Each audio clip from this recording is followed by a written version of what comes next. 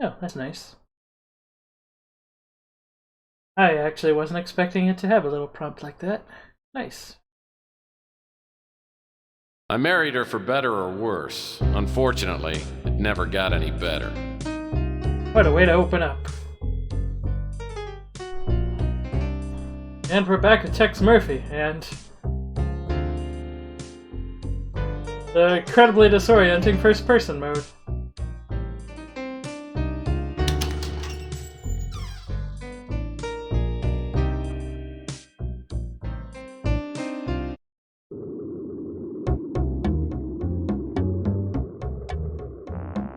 There's the stairs.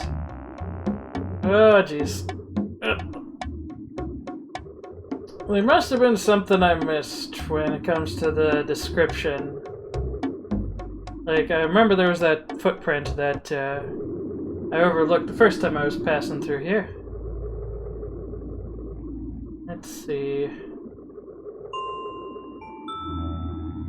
We found that wrapper. There's the footprint I missed initially.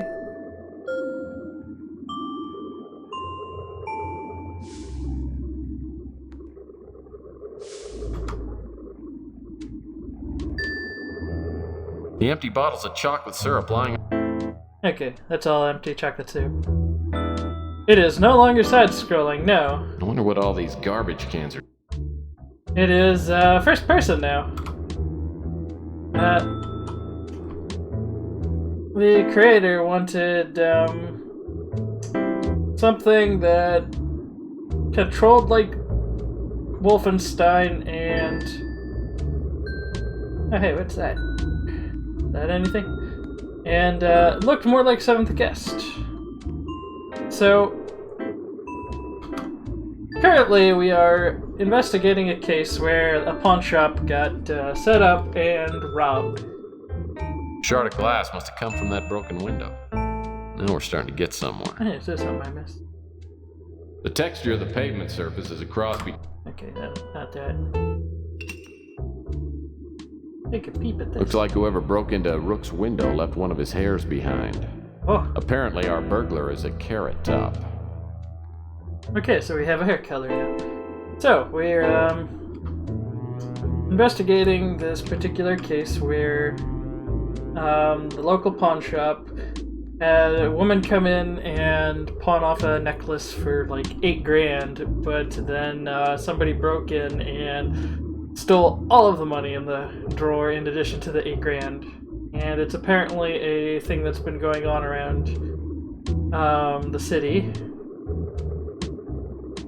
And we're looking into it because the police don't have really any leads. They have only a little bit of information.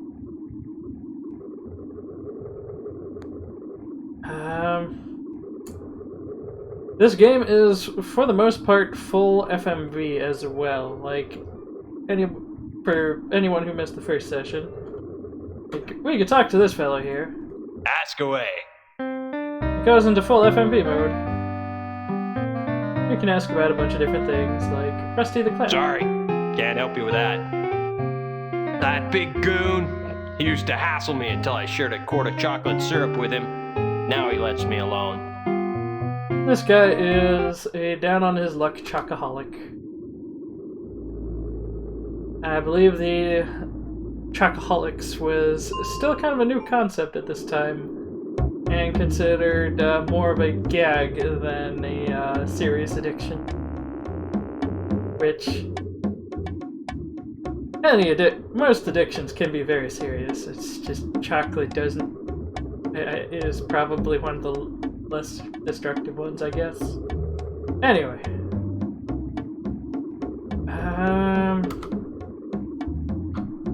Right, we learned that the burglar has red hair.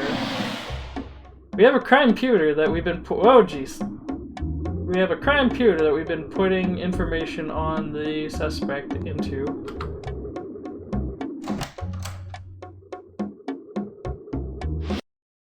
Yep. Here, game. Whoa.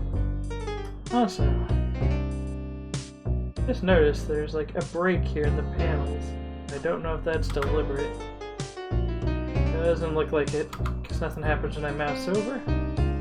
Alright, time for the crime pewter. CrimeLink computer is the only valuable piece of equipment left in the office. By entering suspect information like height, weight, and hair color, I can access the suspect's personal files. This is also registered to somebody else, Alberto Smith. I think this, so we know that they are Caucasian, male, they're about 6'3", around 300 pounds, they are not a mutant. They do have 2 eyes, since they're not a mutant. They have green eyes, AB blood type, shoe size 14. Has an anchor tattoo.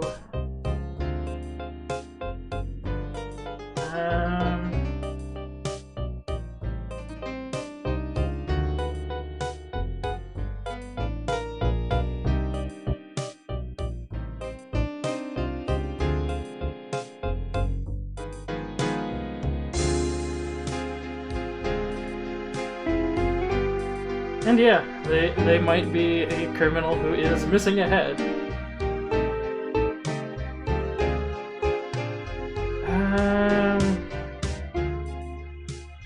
I have 100 matches. Oh. I don't think they said AB positive or negative. That being said, we did find a result for AB negative. You would think most people would be dead without their heads, but mutants are a different case. And, okay. So, the name of the chapter was Coughing Up Phlegm, which was spelled F-L-E-M-M. I'm gonna guess this is our perp just from the chapter title alone, which is kinda meta-cheating, but... Let's see. He was born in 2003. He has, he's been a criminal since he was a young teen. Burglary, mail fraud, extortion, petty theft, burglary, arson, attempted fraud, grand theft, speeder, importing illegal novelty items. I can only imagine what that is. But yeah, let's check the next page. Whereabouts of Mick Phlegm are unknown at this time. The SFPD are interested in questioning him about the recent disappearance, suspected murder of Rusty Clown. It is likely that Phlegm and Rusty were working together when Phlegm was arrested. Ah, yes, that is why Rusty the Clown was thrown in, supposedly disappeared. He was arrested for illegally importing Asian novelty items. Phlegm may have murdered Rusty to get revenge for letting him take the fall. This theory has been supported by street informant Beak Neres, who claims to have seen Phlegm within the past few weeks. Neres reports seeing Phlegm in an extremely intoxicated state, apparently hallucinating, saying that Rusty Clown's ghost was out to get him. Now that's a look. That is a very 90s look. Wow. I would say more 80s than 90s, but I think they had fun with the costumes in this. But we got a lead. Oh, yeah, the music stopped. Huh. Oh, jeez. Come on, work with me here. Seems like whenever they can't figure out what to texture sci-fi technology, they use the same texture on the bottom half of this water cooler. I've just noticed that if we take a look at the computer, that's kind of the same texture that's on those things that you presumably rest your hands on. And if we go outside, whoa now.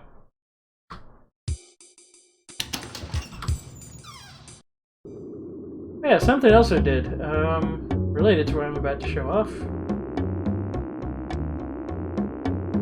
Oh boy, we're getting some tearing. This is the electronics store, and it has kind of the same texture. Slightly different tint. But, the electronics shop, it says they're only going to allow people with valid credit cards enter.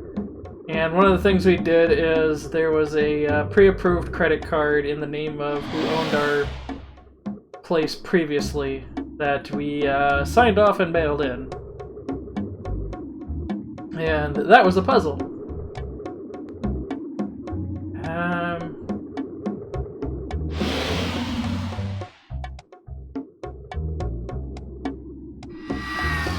Let's see. Oh, we know who Flem is. Let's ask about Flem and all that.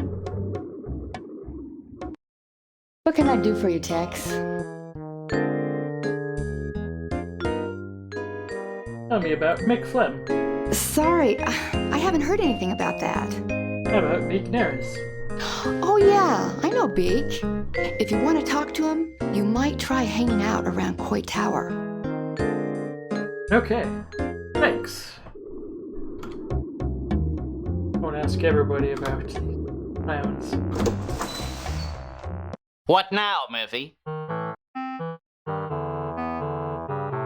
I don't know anything about that. This is the owner of the pawn shop who got robbed. I don't know anything about that.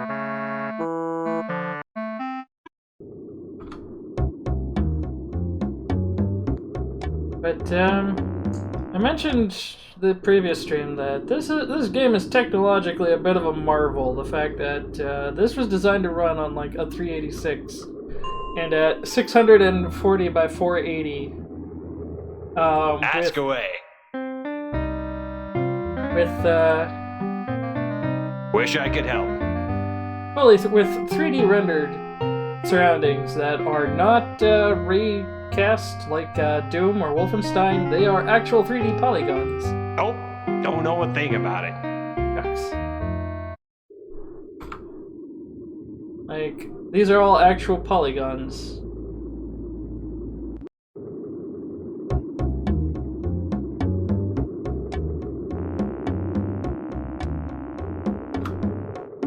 Man, there are signs of radioactivity everywhere.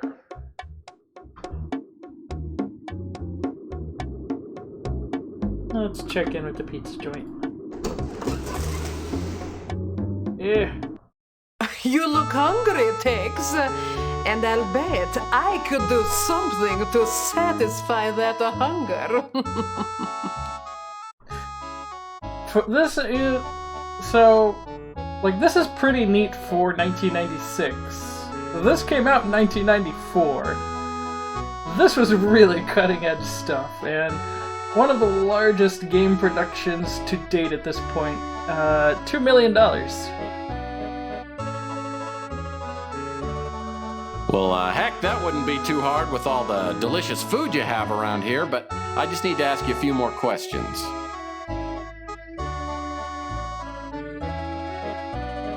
Can't help you, Tex. Sorry, I don't know anything about that.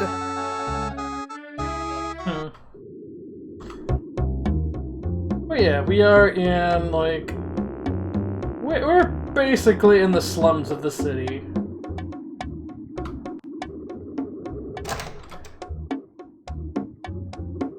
Okay, what's on your mind? And this is the goodest boy so far. Sorry, Mike. Can't help you there. Sorry, Mike. Can't help you there. Okay. Yeah, this guy...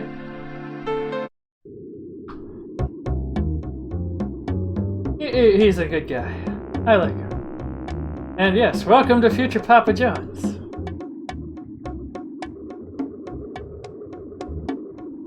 Coit Tower was over here. Go take a peep now. I walk up the steps to Coit Tower and spot a small figure lurking in the shadows. In the half light, I can see only the person's profile, but it's definitely Beak. As I walk towards him, he glances around, then approaches me warily, like a vegetarian sizing up a pot pie. What are you staring at? Man, that green screen walking.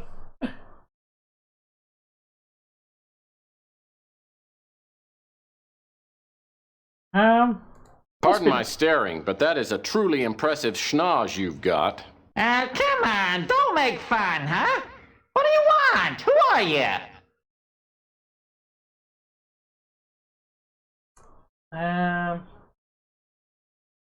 Let's try being coy. I'm someone who'd like to make a deal for some information. What's that? Deal? Well, I'm listening. What you got?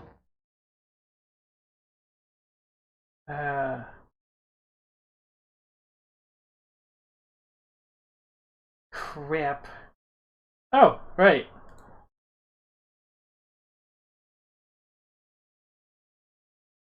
You can get a free nose, boob, etc. job.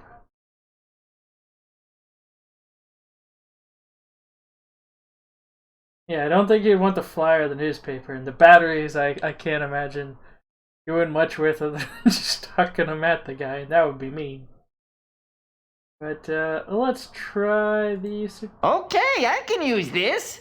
My nose has started sagging lately. Makes it hard to breathe. Now, what kind of info you looking for, huh? He's got a little elephant trunk.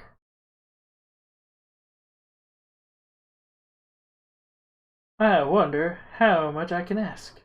I haven't got any info on that. Chelsea!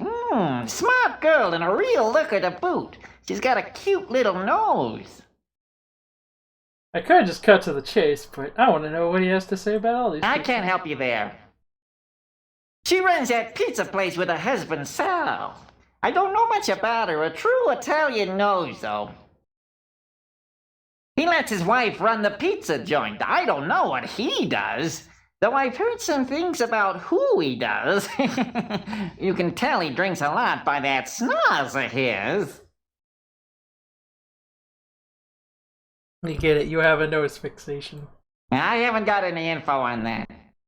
I know a little about him. Runs a pretty successful PI business. Colonel is, he's kind of Tex's mentor. So far, he's the only one who's had anything to say about him that wasn't, I don't know. I think he's dead, and I'll bet Mick Flam had something to do with it. Word was the two of them were smuggling illegal novelty items from Hong Kong, and Rusty crossed Flam. Ever since Rusty disappeared, Flam has had a terrible fear of clowns. Bozophobia. I once saw Flem pretty drunk, and he said he had nightmares of Rusty's ghost coming back to haunt him from the grave. He was completely terrified. The only other thing we really know is more part of the meta-narrative that this has something to do with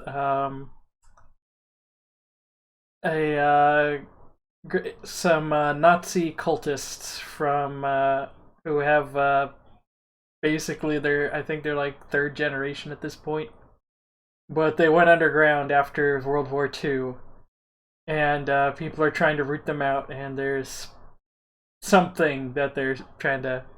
It is always Nazis. I mean, it's cyberpunk pulp detective.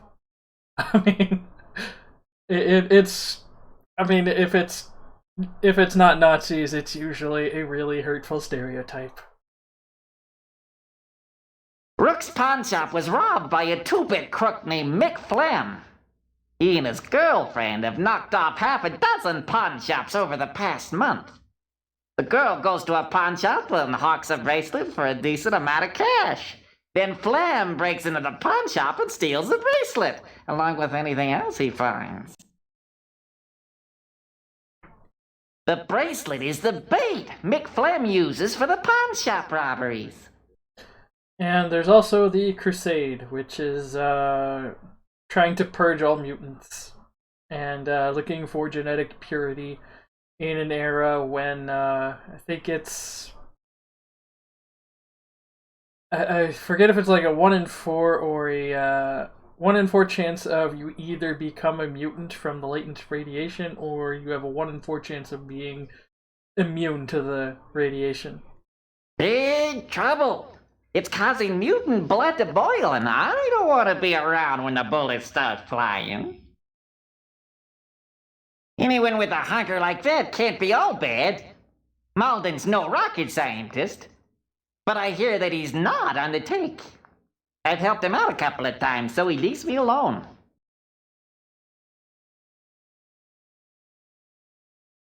Okay. Tell me about Oh, yourself. I'm nobody. I just try to keep my nose clean and my ear to the ground. Oh, wait a minute. Or was that vice versa? Yeah. Usually characters have something funny to say when you ask about them.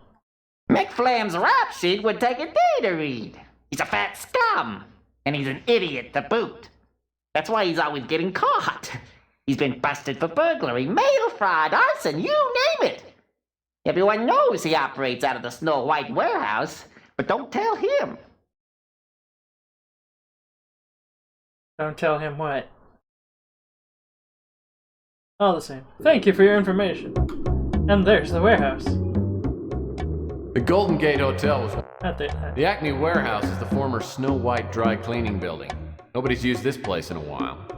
yeah. Okay. That looks like a good time to save. I guess. Whoops.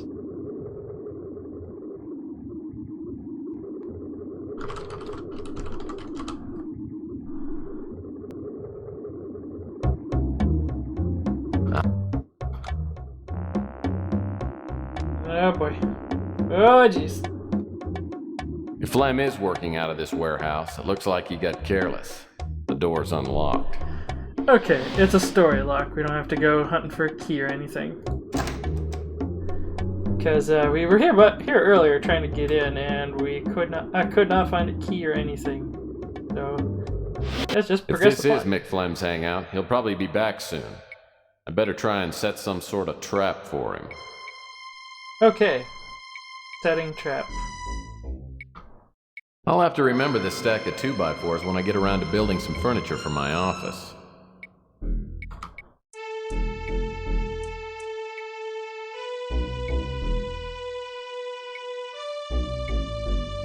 Let's see. That old piece of plywood doesn't seem to be doing much of anything.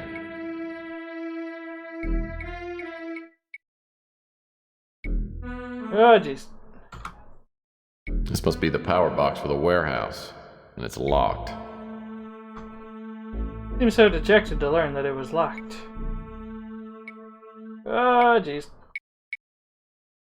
Anything up here I could use for a trap, and whoa, that distortion effect. Aha! This key must fit a lock around here somewhere. Oh jeez. I apologize for any motion sickness. This is not the easiest to control, and the sensitivity is a little ridiculous. Aha. Hopefully this isn't a self-destruct lever. The sound is coming from up on the landing. Looks like the on-off switch controls a pulley hook. It's running back and forth along a track.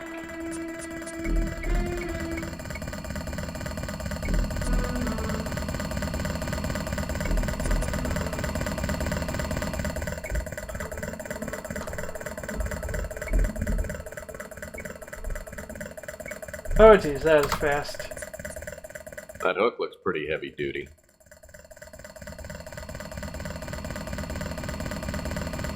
Ah hell, I'm supposed to use something on that, aren't I? What do you want me to do with this game? I don't know if I have a real time limit or an artificial one. It is an adventure game, so it could be either.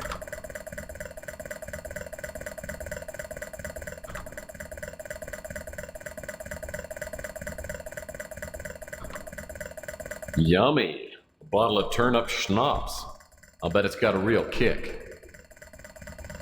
Yeah, it's pretty Lego 3D Island, Lego Island-ish. I would say it controls most like Duke Nukem. Ooh, this barrel smells like it shouldn't be opened. If you've ever played the PC version that uses the mouse control. Well, this is definitely the most threatening condemnation notice I've ever seen.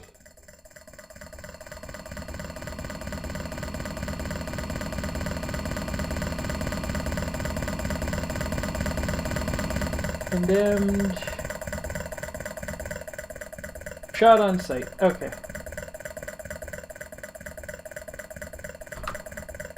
I don't think I'll move any of these pallets because they look like big slivers waiting to happen.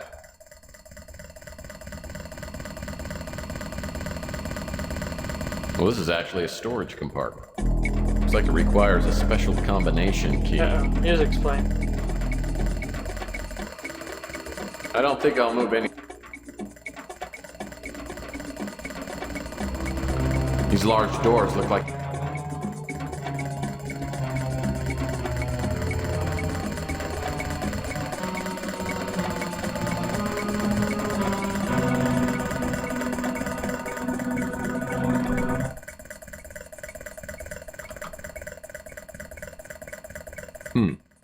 Like a pulley track running from the landing to the loading area by the hydraulic door. I wonder if there's a hint.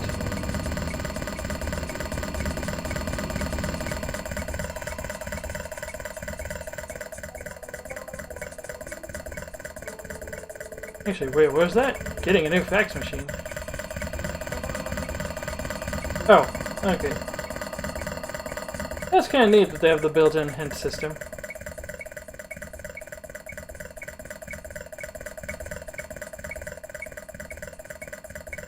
Well, that's not gonna work. Well, that's not gonna work. Well, that's not gonna work.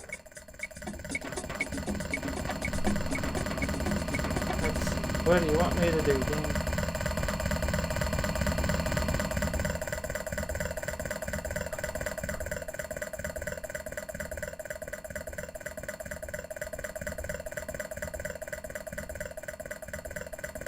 I hope this isn't expecting me to time something with this.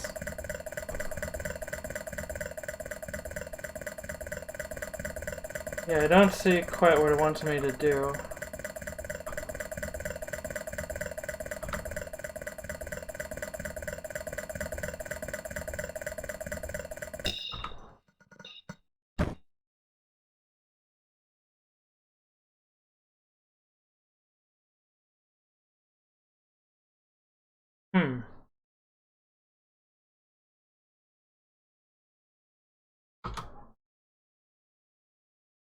That hook looks pretty heavy duty. Time it out? Oh, like the just wait and see if anything happens? I suppose I could. So far it doesn't look like anything's happening. This table and the bottle on it aren't dusty like everything else here. Someone's used this recently.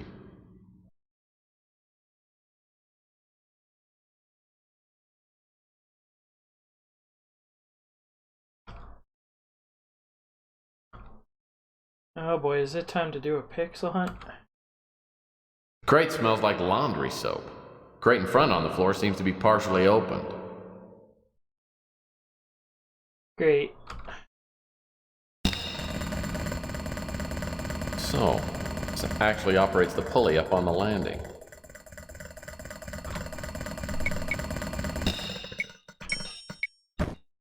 I don't know if it's just automatically going to that side when I turn it off or what.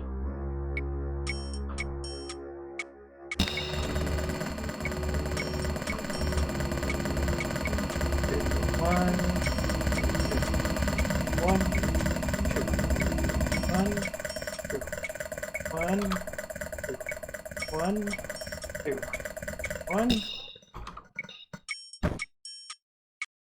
Okay, I think anytime I turn it off, it just automatically just stops on that side. This corrugated metal reminds me of my favorite snack, sun chips. The majestic view of the warehouse scenery would make the landing a perfect picnic spot. So, I accidentally turn off the.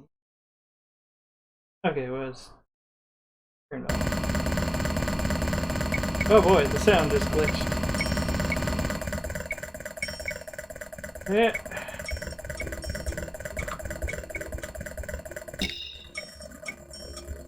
So, it's Ah, hell.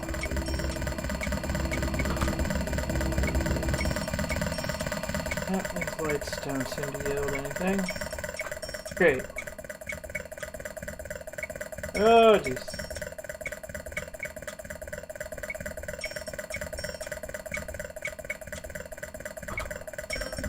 That old piece of plywood doesn't seem to be doing much of anything.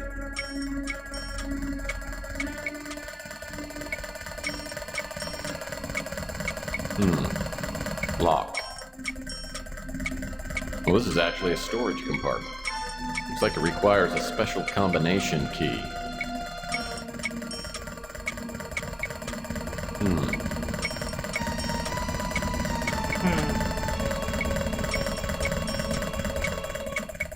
That's gonna get grating. I'll try to solve this quick. Oh god.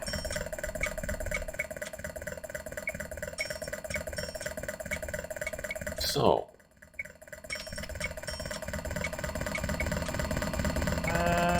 What else resembles a key here?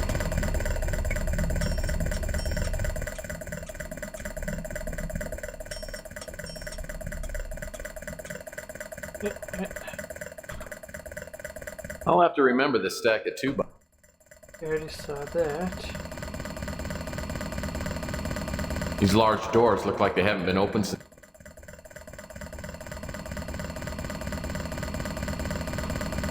This business sign should be on the outside of the building. No wonder they went out of business.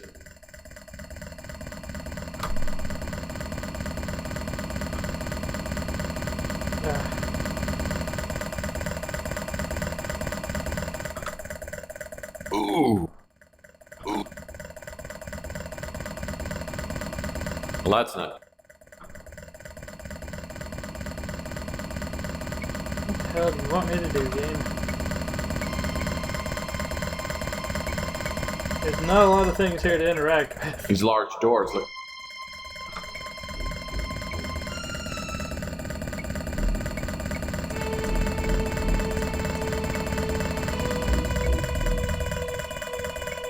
Slow and steady.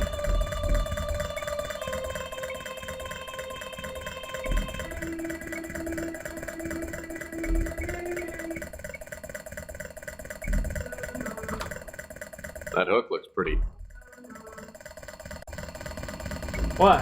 Why does it continue to play into this? Let's see. You open the power box.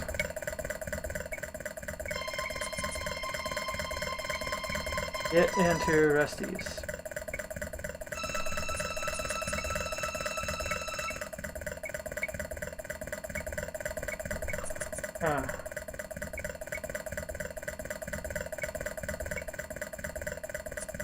There's something on top of the box.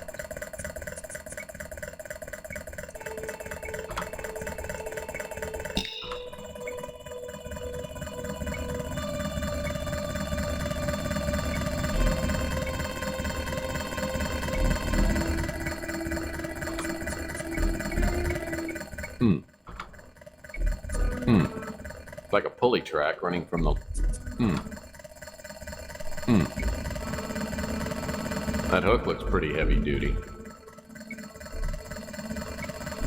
There's nothing I can do with this hook.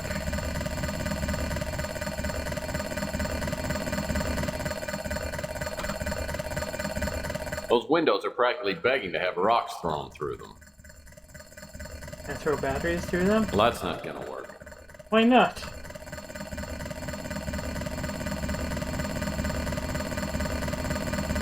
Those windows are.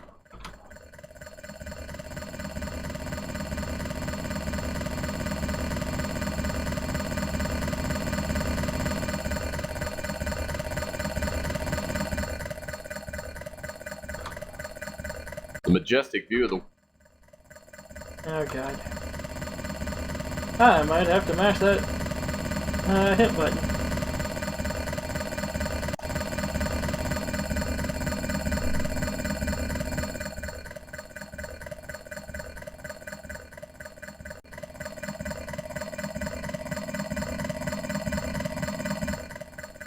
Oh, okay.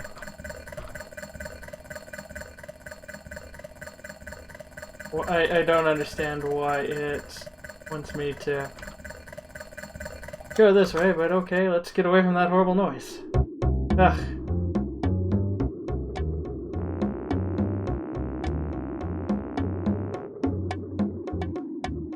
I don't think I noticed the doormat last time. Yeah. Looks like a welcome mat, but when it's on the doorstep of a novelty shop, you can never be too careful. Whoa, a key. Okay.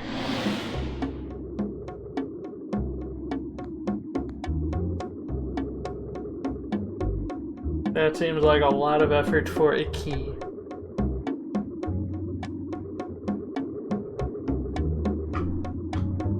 Rather, in terms of, that is a silly design for a key. Rusty the Clown's novel. Yes, Rusty the Clown's. No. Rusty the Clown's novelty shop. Closed down a few months ago after Rusty mysteriously disappeared. The police suspect foul play, but I think he probably just choked to death on his own bad jokes. Yep, the key is under the doormat.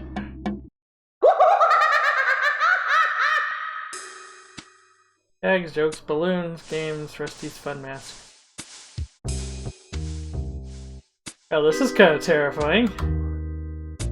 Rusty, the clown from hell. No wonder this place went under. Probably scared off all his business. Just a couple of empty old packing boxes. Are they? Okay, yeah, they are.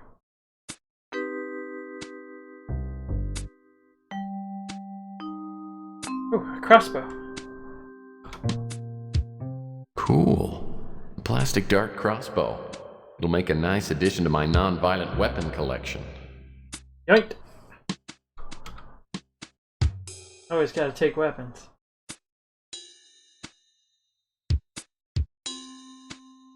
Ah, hell. I think that's supposed to be, really scrunched up, version of the shape. Skeleton. Pretty sure that's Mike Tyson. General the Thing or a gruesome gore mask of some sort. Edward Scissorhands, I think. That's a general glam rocker.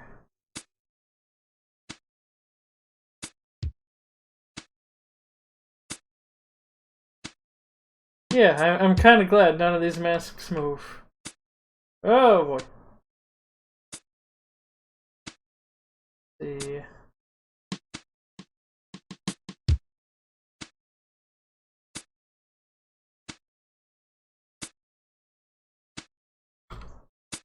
Huh.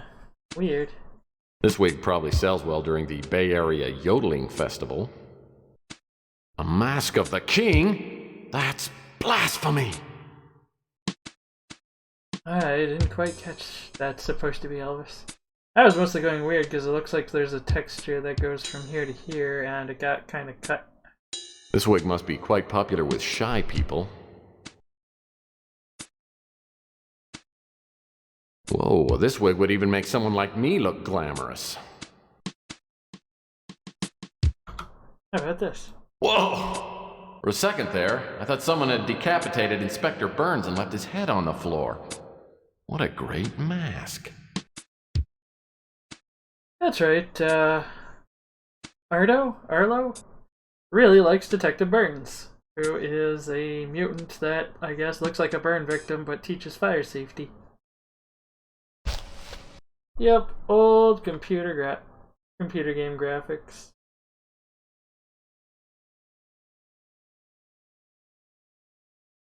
I think that's supposed to be a dev face right there. These weapons are all made of plastic. All bark and no bite. They're completely useless. These weapons... Ah, okay. Whoops. There's a screen. Wow, the limited edition Daryl Hannah wig and mannequin set. I'll bet this is a real popular mask. Why, it's Mr. Sloppy Lasagna Eater. Oh, this is a scary mask. Well, this must be Mr. Grimm. He's a reaper. Looks like my 4th grade teacher. Apparently, Rusty was very fond of empty cardboard boxes. I see a graphic under there. It's a Rusty Clown life-size doll. Wow. It's a dead ringer for... Oh, no pun intended. Yeah. Well, we've already in a previous game we did steal a inflatable person. Let's go 2 for 2. Yeah. Apparently, Rusty was very fond of empty cardboard boxes.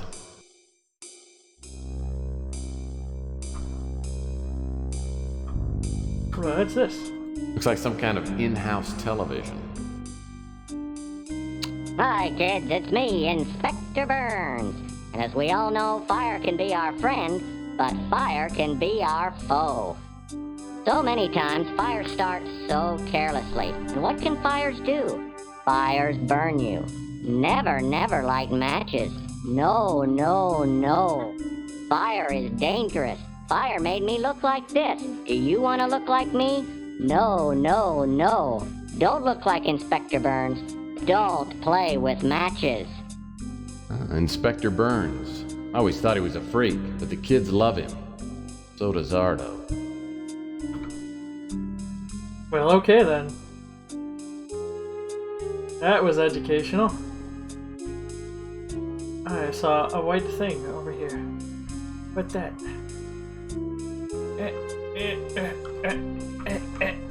Aha. Maybe this key fits in that employees only door. Right.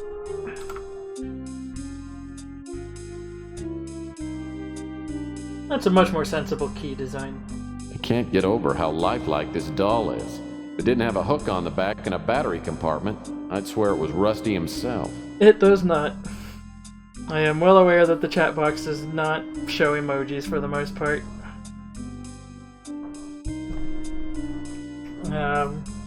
Nature of the Beast. I'll look into getting, what the heck was it? It's a app on Steam, like, Rutoni chat that does actually do the emojis and such and has way more options than this particular chat font thingy.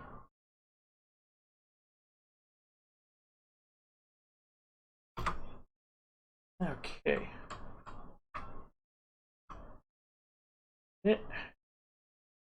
So this game does have some pixel hunting. Fortunately, just like in the last game that had pixel hunting, there's enough contrast. Like that white tape and purple key on like a brown really does stand out. And if you're looking over the room, you're probably If I going can to unlock notice it. this door, I may be able to go where only clowns have gone before. Locked. Examine this real quick. It's apparently supposed to have a mustache. It's really hard to notice. Okay.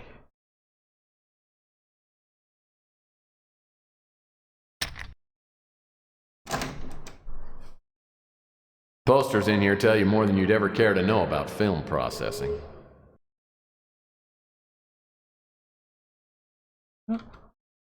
Rusty says, clean up the mess. Sounds like Rusty ran a pretty tight ship. Yes, thank you for letting me know, by the way. Warning, toxic acid. Why would you need a... Why in the world would Rusty keep a barrel of toxic acid? Posters in here tell you more than you'd ever care to know about film processing. Oh, it's left over from the photo place that was here before, I guess. Well, there's Rusty. Oh, lordy. So this is where Rusty ended up. What a way to go. I'm willing to bet he didn't crawl in here on his own. Someone murdered him.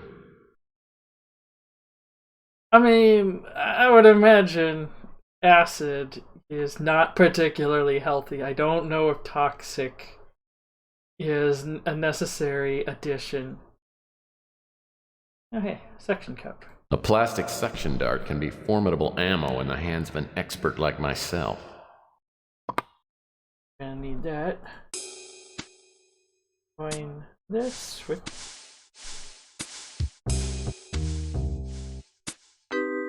loaded dart crossbow.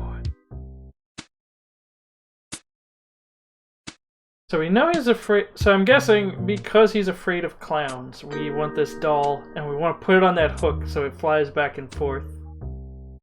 He did mention we should set up a trap in this place. Like, if I'm gonna guess what these are for, Inspector Burns mask, I think we need for Arlo or Ardo later. The dart crossbow, I haven't figured out what we're using it for yet. I'm assuming hitting a button or something at range. Ah. A thingamajig. A balloon strategically located near the water faucet. Looks like Rusty didn't go down without a fight. I take that balloon. Let's take a peep. It's a very basic balloon model. The sink must have been used for developing photos. Not much use for it now since all the developing equipment's gone.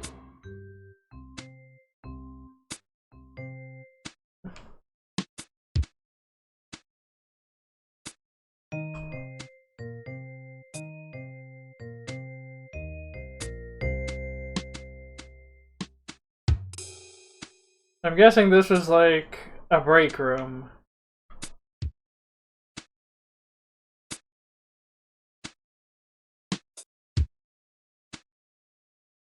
What the hell is that?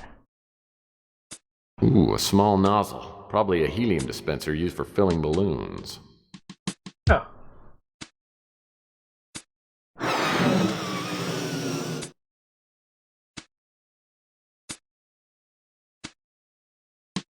Okay, we got a filled balloon now. Oh my god.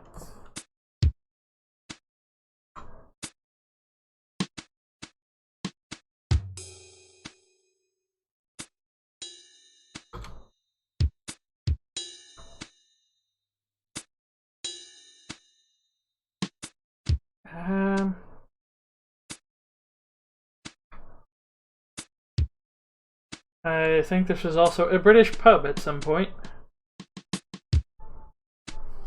Wild. That door leads out to the street.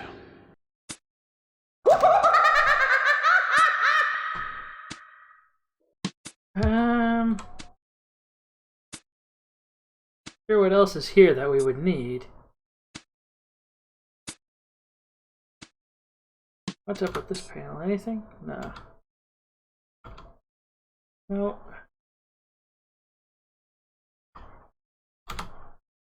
The counter cabinets look like they're worth checking out. Are they?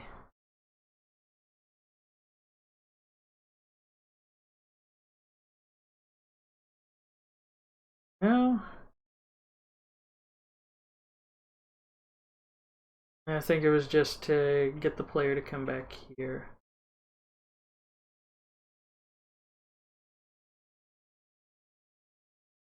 Oh, yeah. That's right. I did get the bow on there. My bad. I have terrible short-term memory.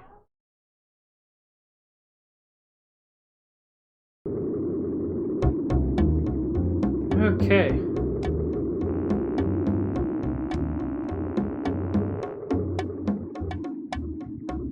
got some stuff. Let's see here. I'm trying to say that less. Shucks. I think we want into that box.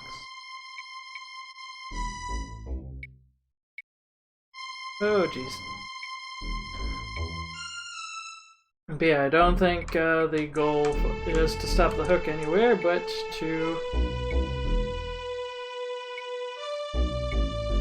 That rusty doll isn't gonna scare Flem unless I can get it to move around somehow.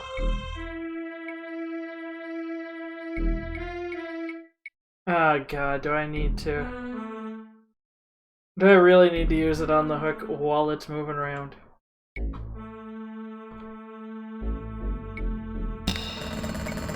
At least I've got psychic powers, I guess. I can just activate it from here. Well, that's not gonna... That rusty doll isn't gonna scare Flem unless I can get it to move around somehow. Well, that's not gonna... Well, that's not gonna... That rusty doll isn't gonna scare... Oh, come on. Well, that's not gonna... What do you want? Do I need to combine it with the balloon?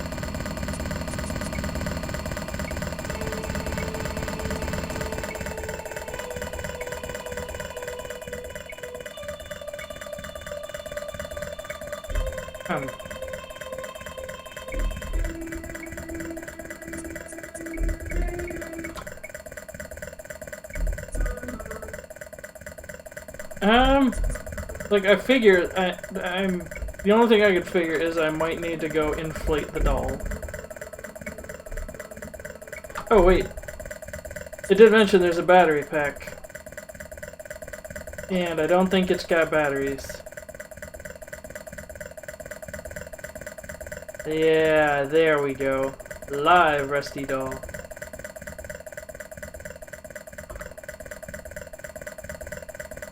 Well, that's not gonna... I'll have to turn off the pulley before I can put the rusty... Okay, no. Yeah, I got it. Baby genius. I also just remembered I didn't have to come all the way down here. I could have turned it off from up there. Because adventure games is silly sometimes.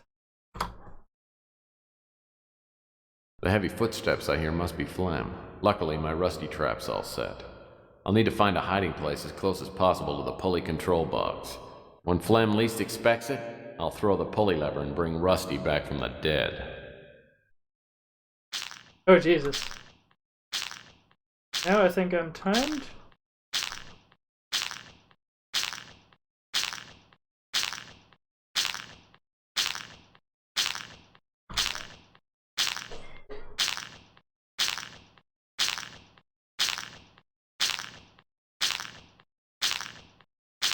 So...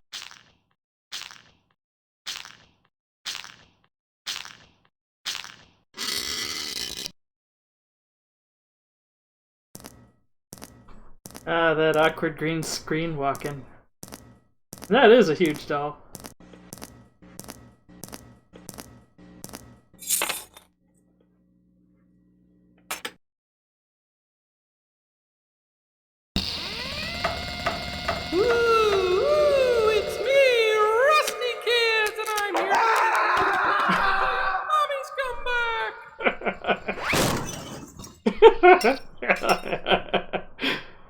Oh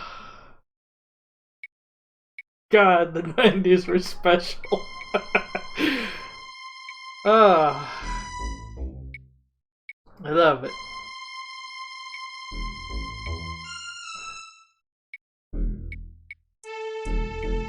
Damn, I'm good. This has to be Rook's bracelet. The Mr. Bill talking from the doll and him just jumping and leaving a human-shaped Looney Tunes hole in the wall. Mick ran off without his keys. I bet at least one of these will come in handy.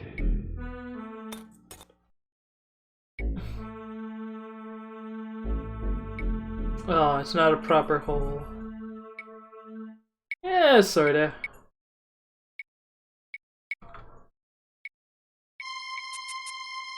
Well, I can't get any commentary on the whole.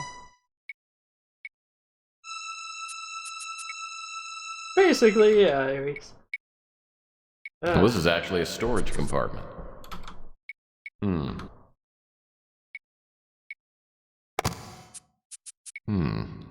A locked box within a locked box. The strong box is too sturdy to break open. I'll need the key. What about Flem's entire thing of keys? Does none of those work on here?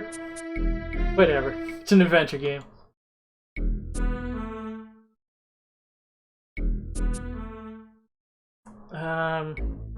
All the same, I think we can get the bracelet. I'm telling you, it's impossible. It can't be done. I've tried everything. The prophecy is very clear. We can't go on until this step is completed.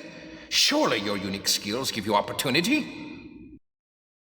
My ability has gotten us nowhere. Capricorn got there before me. They're always one step ahead of me. It's like they can read my mind. We can't let them stop us. Maybe we can use your skills on someone else. I've made inquiries, and if he hasn't gotten himself killed, maybe he's just what we need. Murphy.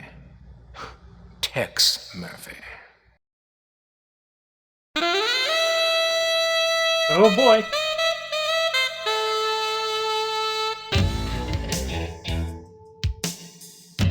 Day 2. Goose eggs and ham.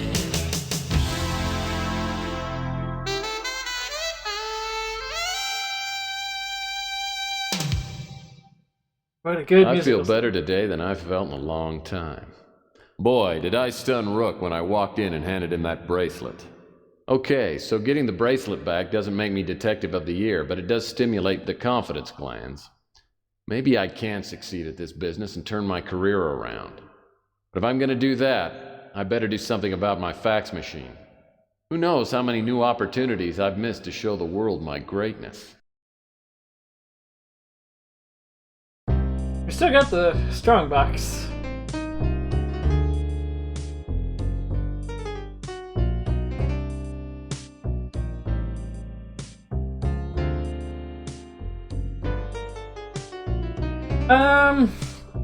I would say Tex Murphy has been on somewhat of a downward spiral. This is like the most dire we have seen in 3 games.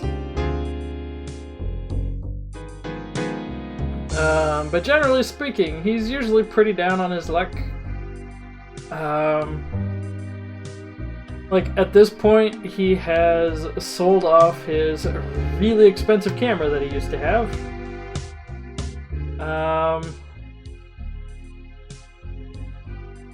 He was paid, from what I understand, he was paid really handsomely at the end of Martian Memorandum.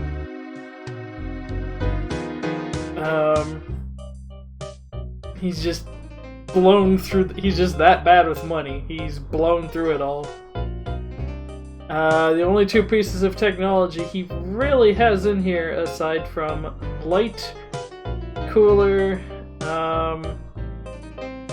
what's effectively a stereo, is his computer and his fax machine, and the fax machine's broken. Which is something we're going to be working on, I believe, is the next. Oh, great. Another incoming message that won't print out. If I don't get a new fax machine, I'll be out of business. Yeah.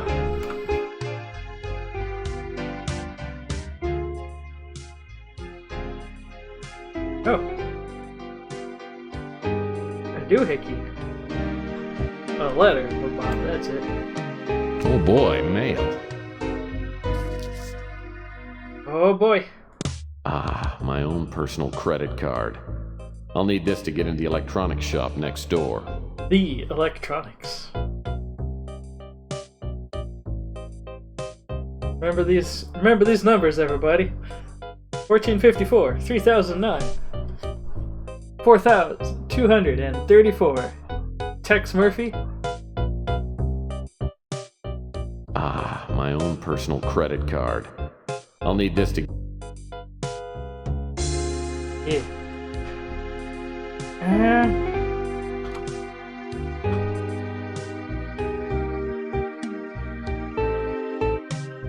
What's that? Yeah, it's just a nothing. Yeah, like, this is the most down on his luck we have seen Tex in a long time. Or at least in the game series thus far.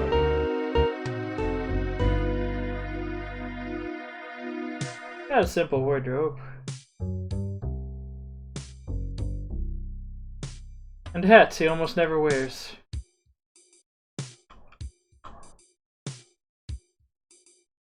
Yeah, poor Murph.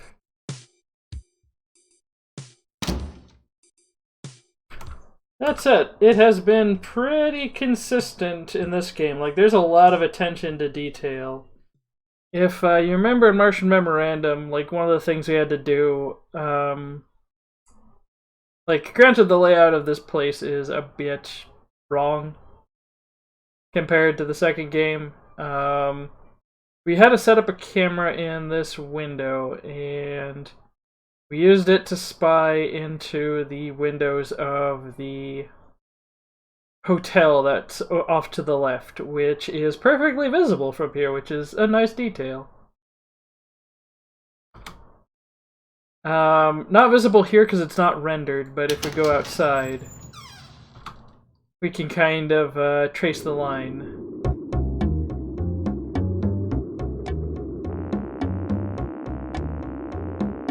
Here's our car, and it's looked pretty much the same since the first game.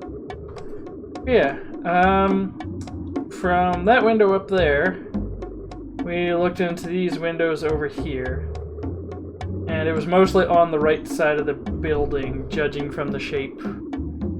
Which, it lines up, not to mention that's roughly the same shape of the windows and everything. Anyway, we have a new thing to get into the electronics store, but let's see what we have. Chelsea's a hot little number. Yeah. Hey, I heard you took care of Rook. Pretty impressive. Modest and unemployed. Well, thanks. Maybe word will get around and scare up some more work for me. Oh, I'm sure it will. Maybe then you'll have some money and quit mooching off me. Wink, wink, nudge, nudge. Yes. There's a lot of flirty options, and I don't know how any of them end. I haven't really messed with them. But let's be tender-hearted. Come on, Chelsea, let me savor my success for a while. Okay, but not for too long. I like to keep you humble. Gee, thanks. So, is there something you came to ask me about?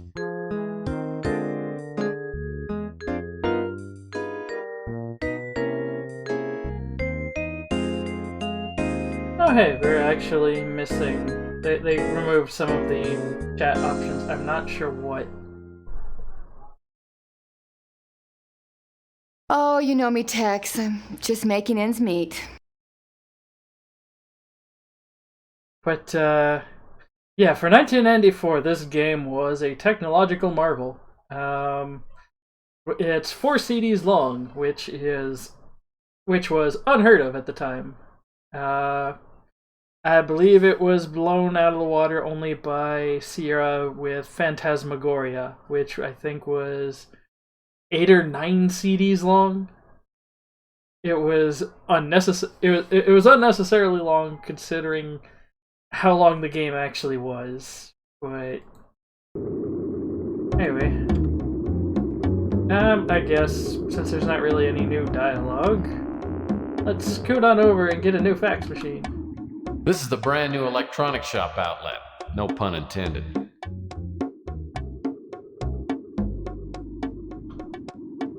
This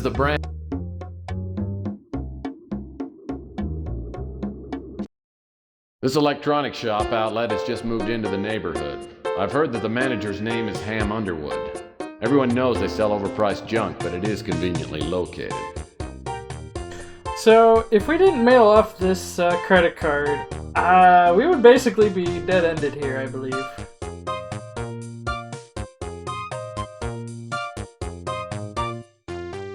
Now that's interesting. Looks like an alien pineapple. Looks like a core. Oops. Core sample. Looks like a core sample from an old sofa. Ooh, Plan 9 flying saucers. Very cool. I would be more upset if the game didn't broadcast it very clearly that you needed to do that. Like, it was really dropping a lot of hints on day one. Hey, that's the new electronics shop, and apparently we can't get in. You can't get in unless you have a good credit card. And if you check your mail, it gives you a little, which is gone now. It's a little flyer saying, "Hey, new electronics shop. You are pre-approved for a credit card. Also, you're going to need a credit card to enter." And inspecting the pre-approved credit card, it does mention, hey, it's not actually in your name. You just have to sign off on it. Granted, the actual image shows it in our name with photo, but that's beside the point. And it basically mentions, yeah, I need to mail this off. I need to sign it and mail it. And you have to that's the next puzzle, is you search your office for something to sign it with and postage. And you find a stamp and a pen, and you combine them, and then you throw it in the mailbox, and puzzle solved. It's pretty... Well, it's a puzzle that's mean in that you can dead-end yourself. It's pretty generous in how much signposting and hand-holding and, hey, look at me, this is something you should probably do, the game does. Well, that's either a model of a space station or a 4-pack of mineral water. Let's have a look-see around here. What's this? Various connectors, accessories, and doodads. Probably there for decoration. Yum, an imitation chocolate keyboard. The perfect Valentine gift for that special computer nerd. Oh man, I'd get real sick eating one of those. Ah, it's the Plasma Ball, the season's hottest new toy. Unfortunately, it cost $18,039.99. This is something called Future Crate. It must hold more stuff than plain old crates. The counter's spotless and wraps around 3/4 of the showroom floor. Yeah, just a small loan. Get a look at that crate. Kinda neat, but... I don't know. A teeny disc tote box. Too bad they quit making teeny discs 10 years ago. Looks like some kind of space chicken. I'm pretty sure this is what we want, judging from the fact that it's not rendered like the background. The fax machine's so outdated it doesn't even have a brand name. And it's better than nothing. The fax machine.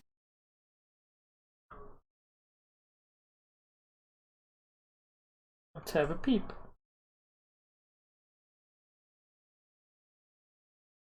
I mean, a fax machine's a fax machine, and it's ancient tech even by this point. Oh, a drive-through teller tube. Everyone should have at least one of these around the house. The Rodent Tracker 8000, just like on TV. Because household pests never build up an immunity to bullets. That's actually a pretty cool tagline for something like that.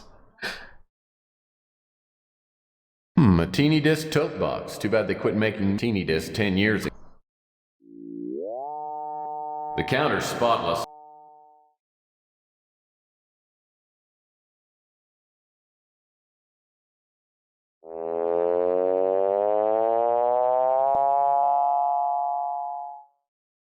What are these sound effects?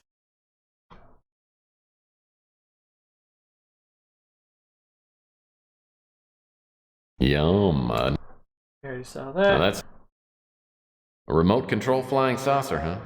It's so old it's turning to dust.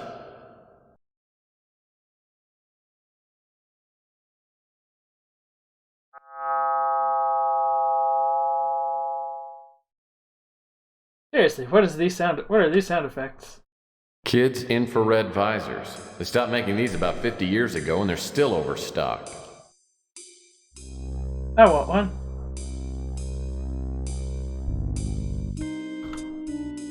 Shelves and shelves of useless, overpriced products.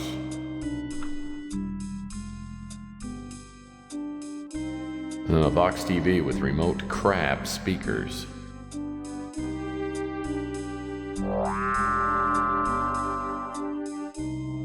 I don't know if these are for a puzzle or if it's just being silly.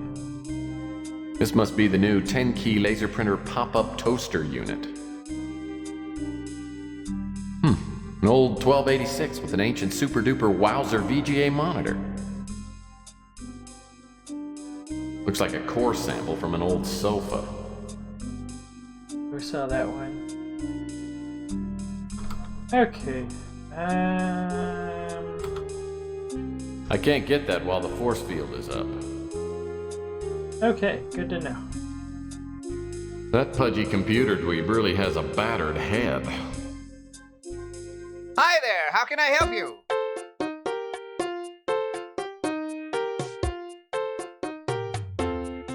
I just came by to welcome you to the neighborhood. My name's Tex. Okay, he does have his hat. Pleased to meet you. My name's Underwood. So, what can I do for you? Do you have fax machines? Sure do. In fact, there's one older model in the blue light special box. I tried not to stare, but it threw me off when I saw how cross-eyed Ham Underwood is. I'll have to keep in mind that anything he says is on the left is probably on the right. The fax machines. I can't get that. The fax machine.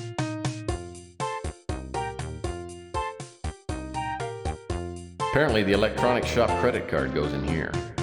Aha. Yeah, some of the old adventure games, especially from this era, they do have the issue of where you would get dead-ended. How's it going? You here to do more shopping?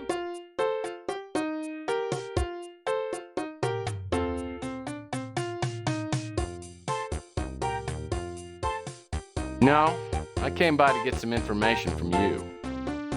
I sell gadgets, not information. Feel free to look around. The only questions I answer are about the merchandise. Shucks. But, well, you would get dead-ended in a lot of adventure games from this era. The problem was, usually you'd get dead-ended for something that was not even a little bit obvious. Also, I'm wondering if there is a charge just to get in. I would not be surprised. Anyway,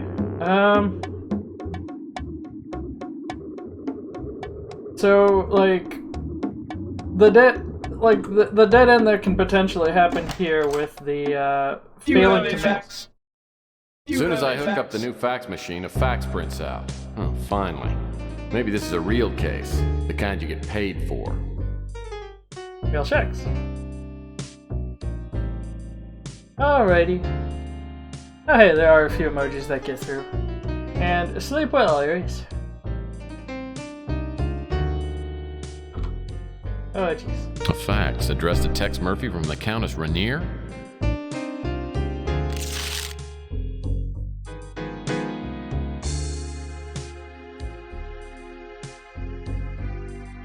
You have been recommended to me as someone capable of handling delicate matters with both competence and discretion. Prepared to pay you handsomely in exchange for your services. I'd prefer to give you details in person. I do not wish to seem impertinent, but time is of the essence. Please meet me at my residence as soon as possible. This is the address, Countess M. Rainier. Nice. My shiny but cheaply made fax machine sits ready for action. So while dead ending was not difficult, it's usually not obvious in a lot of other adventure games, whereas this one, it's pretty telegraphed what you need to do to avoid hitting a dead end, which I can appreciate. Unlike, say, King's Quest V, where you can get dead-ended because you watch what seems like a little cute animated vignette of a cat chasing a mouse and catching it, it is apparently something that you need to intervene, otherwise you are basically dead-ended and don't know it until literally the end of the game. And that is something you can encounter in less than 3 minutes into the game. On top of that, if you encounter that scene without the right item, you cannot intervene. If I remember right. So, yeah, you have to know about that scene ahead of time and have the item to solve it. And it's time limited. Let's just go ahead and make a save real quick.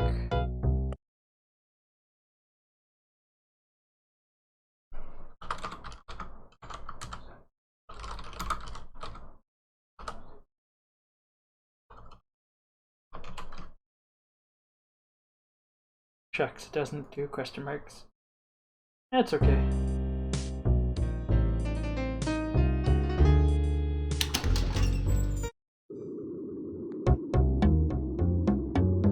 But I do really dig this game's aesthetic as well as how it seamlessly swaps between point-and-click mode and first-person mode. Again, and that's a bit off topic what I was just talking about. What's going on, Tex? But yeah, He's only been here a few weeks, and I don't know much about him. Wish I could help you there, Tex.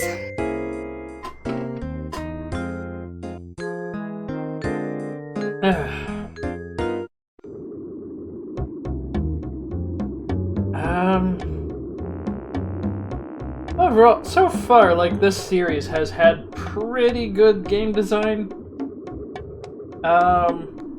Ultimately, if nothing's... There is, of course, the mentality of, if nothing works, just shove everything around until you find something.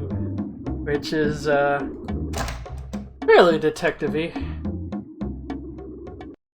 What can I get you? But yeah, this guy is a pretty cool guy. He, Ham just opened the electronics place a while ago. He's come by for lunch a couple of times. Usually orders the brains and eggs platter. Right, there was a little vignette that, he puts brains in some of his, food. Sorry, Mike. Can't help you there. But yeah, this guy has like a horse-sized heart in his chest, or a horse heart-sized heart in his chest. He is a real sweet guy, and he's looking out for everybody in the neighborhood. He does operate at probably a little bit of loss, but overall he makes quite a bit. Or at least enough to get by and pay for staff, which, I mean, that's quite a bit. And What can I do for you? that's quite a bit in a slum like this, I suppose. He opened that radioactive shack across to the street. I haven't spoken with him yet. Sorry. Okay, that's right. You don't know anything about him. Can't help you, Tex. Okay. Okay, no one knows about the Countess. I don't think we checked in with the pawn shop yet. Judas Murphy, can't you find something else to do besides bothering me? I'm guessing they replaced the Jesus with Judas for some reason. I don't know anything about that. He's right across the street from you. I don't know anything about that.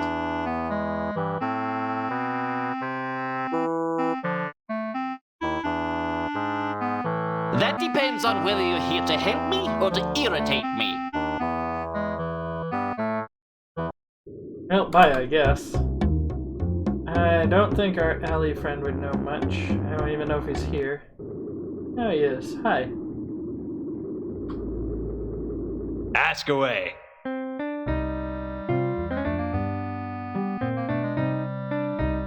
Nope, don't know a thing about it. Sorry. Wish I. Okay.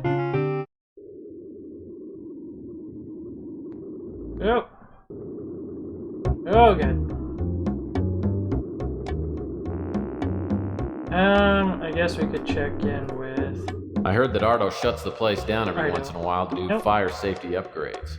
Maybe he's painting fire extinguishers in all the rooms.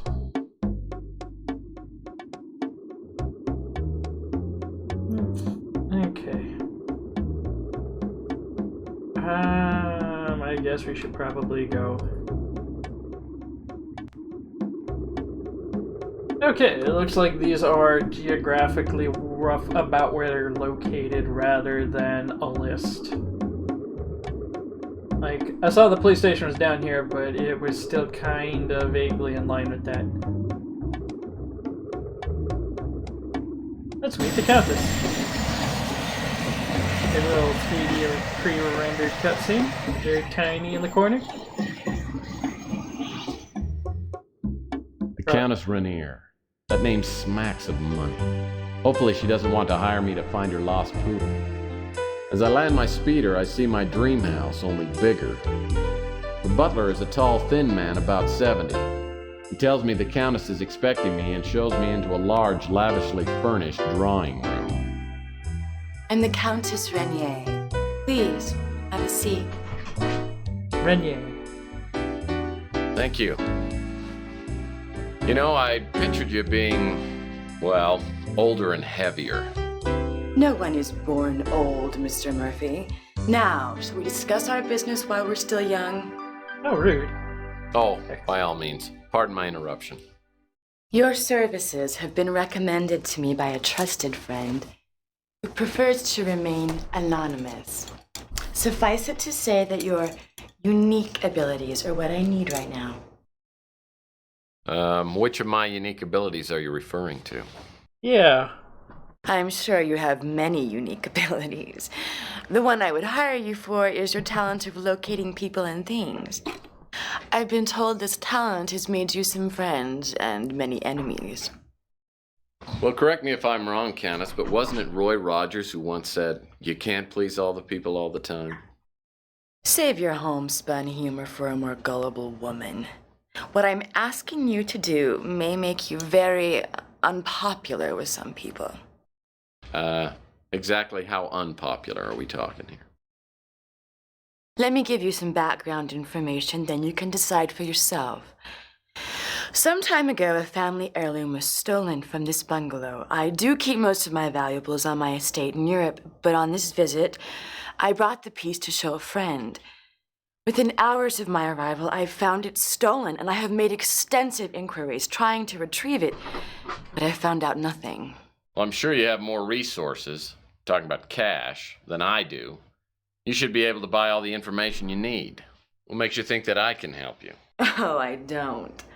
I remembered what my friend had told me about you after I had exhausted every other option.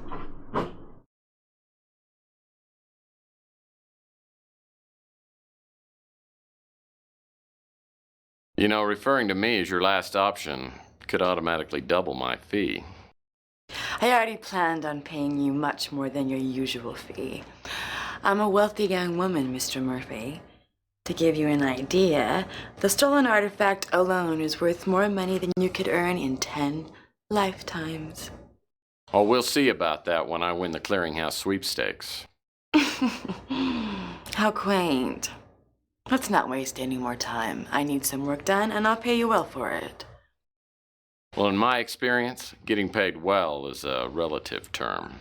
Your obsession with money is appalling. Oh, I have any number of appalling traits, but I am a good PI. Well, if you prove to be as good as you think you are, I'll pay your $30,000 finder's fee. Well, let me think about it. Okay, I'll do it. In fact, I'll even mow your lawn at no charge.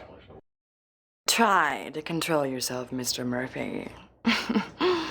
I'll expect you to focus all of your energies on this job, and the methods you use to retrieve the artifact are of no interest to me. But as more time elapses, the less likely it is that the item will be found, and for that reason, I must require you to find it and to return it to me within 1 week. And after that, there will be no finder's fee available to you. Do you pay time and a half after 40 hours? That's a joke. I have stated my conditions. As to the artifact itself, it is a beautiful statuette made of crystal and shaped in the form of a bird. It has been in my family for countless generations, and as I said, it is extremely valuable. There are many collectors who would stop at nothing to own it. Whoever stole the statuette would undoubtedly have gone to the black market and offered it to the highest bidder. I think I saw that statuette you're talking about. Someone was selling it on the Home Shopping Network. Boy, I had no idea it was so expensive. You make jokes, but you cannot possibly know how rare and valuable the statuette is. And now that you have all the necessary information, we'll end this charming visit. Don't bother contacting me until you have the statuette in your possession. And if you are successful in your search, it could change my opinion of you considerably. My valet will give you a retainer of $1,000 on your way out. Goodbye, Mr. Murphy. I didn't tell the Countess, but I would have done damn near anything for $30,000. Now I've got to find a link to the black market. How hard can it be? It's $30,000 in early 90s money, which, I think after inflation would be barely a month's rent in this era.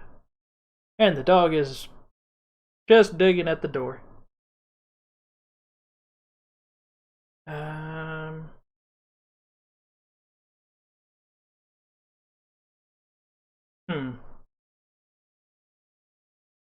I'm gonna guess Coit Tower and talk to Beak, maybe?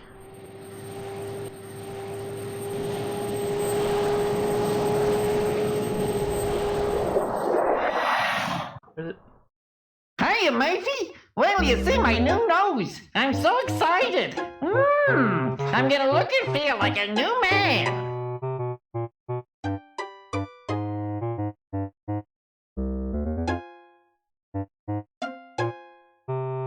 I guess. I mean, Tex sounds like he might exploit the gratitude. Well, that's swell, Beak. Hope you're feeling grateful enough to answer some more questions. Yeah, sure. Anything. Let's ask about...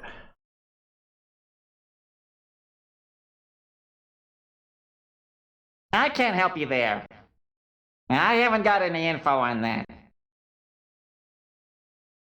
I can't help you there. Ah, shucks.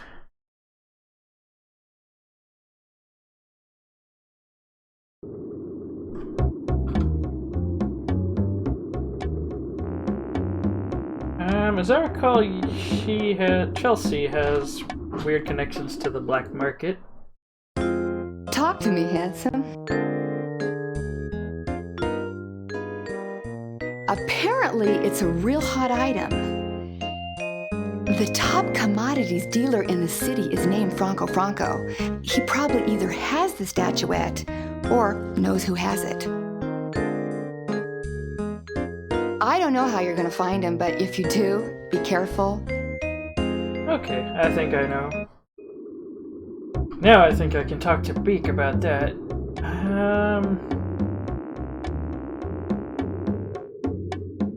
Yeah, Beak seems like the kind of guy who would know something about that. Go back to Coit Tower. Hiya, Murphy! I've heard his name in connection with some smuggling and illegal importing. I don't know anymore. Well, that didn't get very far.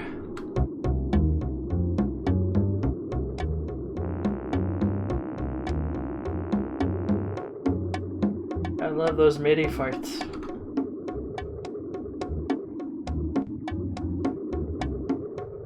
Let's see if Mac Malden knows anything.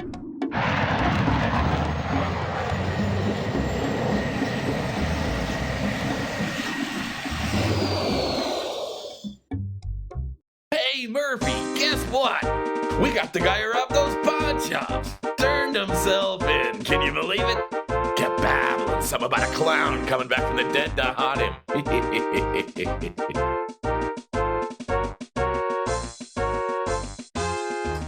Let's do tongue-in-cheek kudos. Maybe sweet talk. Could take the credit and probably be a pest. Yeah, let's do sweet talk. Well, I'm sure you would have caught him anyway. Knowing that you were on his trail probably drove him over the edge. That butt kissing of yours must be a hard habit to break, eh, Murphy? You must want something. What? Tell me about Franco. He's a big-time crook. Deals with stolen and illegally imported merchandise, especially jade. Especially jade. Sorry, Murphy. Can't help you with that. Geez, Tex, you think I know about everything? Maybe. He's a big-time crook. Deals with stolen and illegally imported merchandise, especially jade. I think that line was re-recorded and compressed really weird.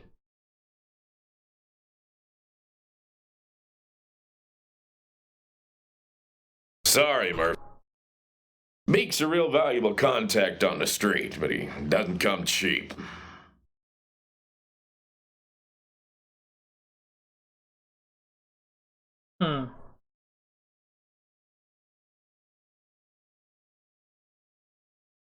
I don't think you had anything to say about Jade, right? Can't help you. Yeah, okay.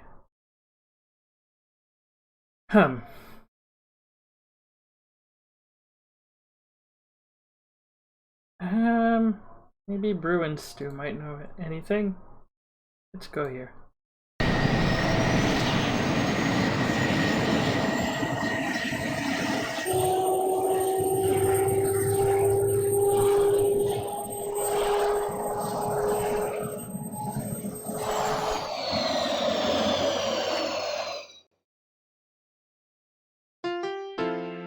Too bad you don't like fresh brains, mate. Hot off the grill. That's the little vignette I was talking about. He sometimes greets us with that. Sorry, mate. Can't help you there. Sorry. Actually, the pawn shop might know something about Jade. It is a pawn shop, and they kind. How can I help? Sorry. Okay.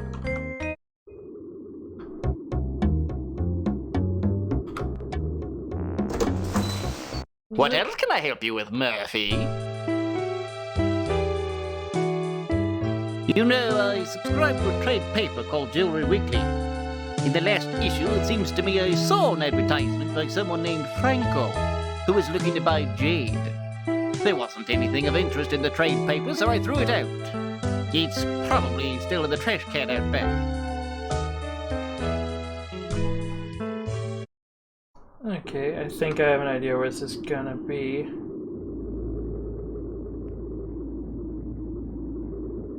Because it's recyclable. Oh, jeez.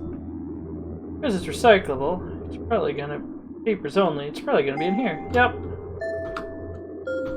That looks like it. This must be the trade paper Rook mentioned.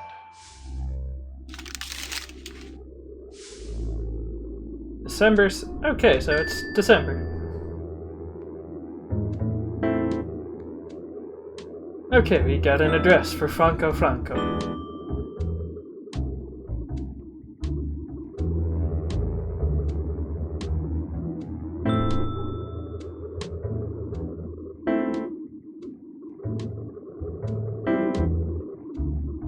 Let's be polite and close the lid, since I forgot to do that last time.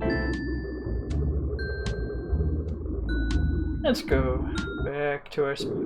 Yeah, I guess there's probably a faster way to fast travel with the travel button.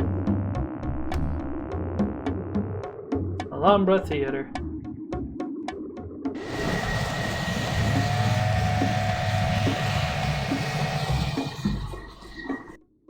Being a movie buff, I've heard of the Alhambra Theater, though I heard it was closed down years ago. Sure enough, it's boarded up, but one of the back doors is unlocked. As soon as I step inside, 2 lugs the size of refrigerators grab me. I tell them that I have something for Mr. Franco, and one of them walks off. He comes back a minute later and escorts me into the main theater. A Buster Keaton flick is playing. The place is empty except for a man sitting by himself near the front of the theater. Welcome, Mr. Murphy. Pleased to meet you, Mr. Franco. Tell me, do you do most of your business in dark theaters? How and where I do my business is not your concern, Mr. Private Eye. As I'm sure you know, I'm strictly a legitimate businessman.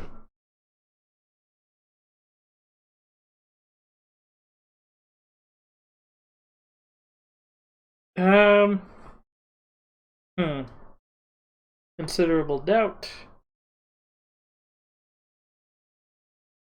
Down to business with a bad pun sounds like Tex. Indifferent sounds like the safe option, but not very Tex Murphy. Let's be more Tex Murphy. Yeah, you may be legit, but I understand you're pretty jaded. Oh yes, that I am. Speaking of which, did you bring the item? I did not.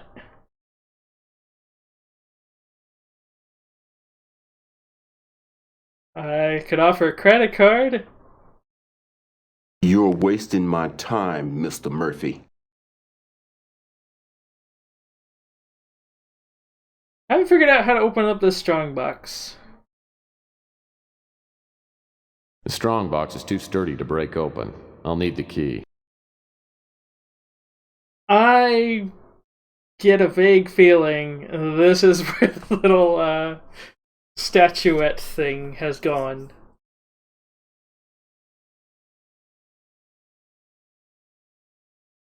I am about to die, potentially. This, so far, like, this is not a series that has shied away from SIDS, Sierra Instant Death Syndrome. Granted, it usually the games would give a bit of heads up of, hey, this is dangerous. You should probably save first. Let's try offering. Well, that is lovely, but not quite what I'm looking for. Oh, okay. If we end conversation, we just get punted out. Okay, we need to figure out where to get some jade. Maybe Beak knows. I mean, usually the nose knows. Hey, Murphy!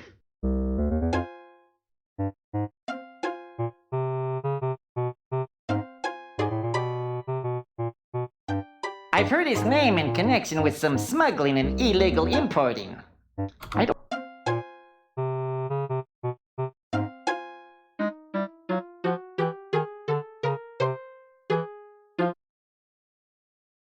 Okay, it looks like we can only offer items with, oh jeez.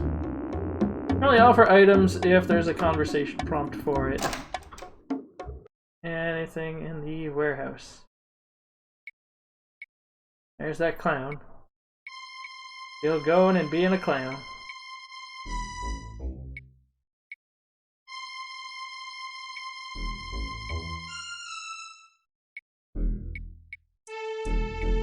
Oh, hey. Oh, can't do anything with those. But that's another really neat little detail. In the cutscene when the doll came crashing over came swinging over, the legs took out the banister, and oh geez, or the railing, and there's what's left of the railing down there. That is a nice little touch.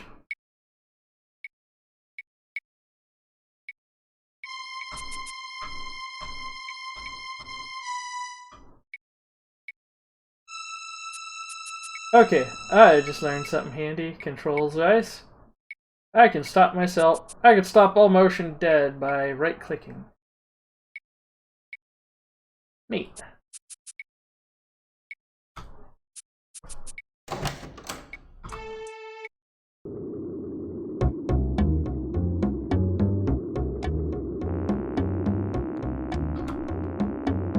What's going on, Tex?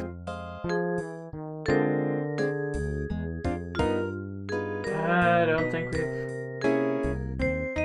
I don't know how you're gonna... Okay, so we know who we need to talk to and what we need. We could take a peek at this.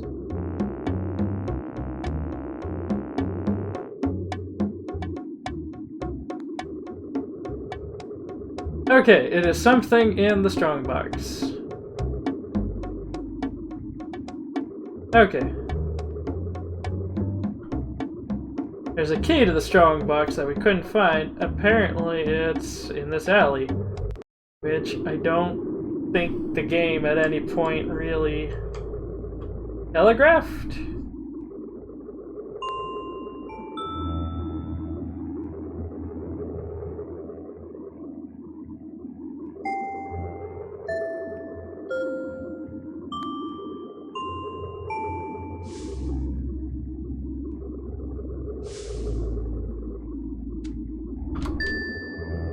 The baby rum wrapper looks like it was left recently. Yep, still warm. An empty bottle of evanescent spring water. For those with a higher class of thirst. These are empty.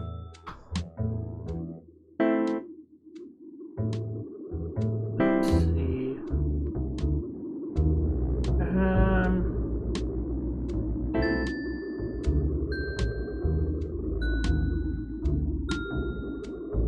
As far as I'm aware, this ladder is only a gag. Namely that there's a door up here, but we check it. Hey, this door's just painted on.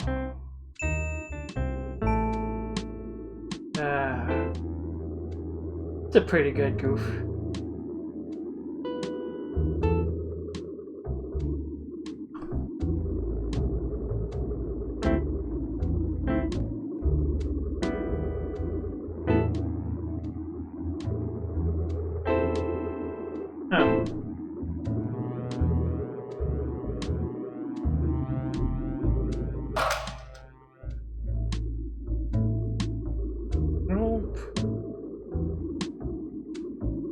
Not seeing any keys, at least on the ground.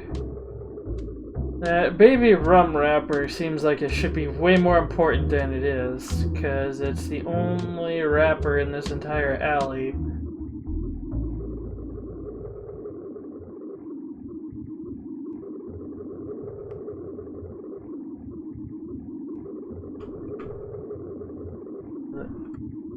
Lost track of the basketball, I think.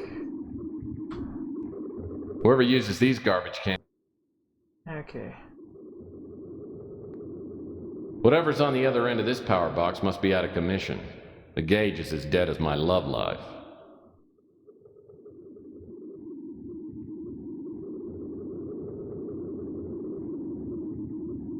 I'd have thought maybe the hole in the wall would lead over here somewhere. Let's take a, let's see.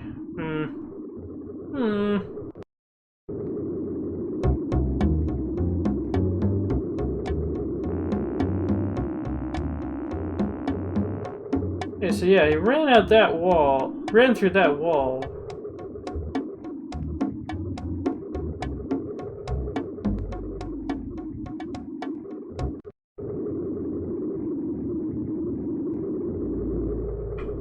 What's this? Nothing.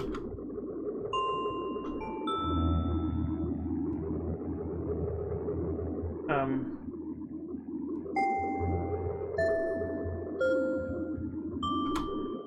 don't think that's the key.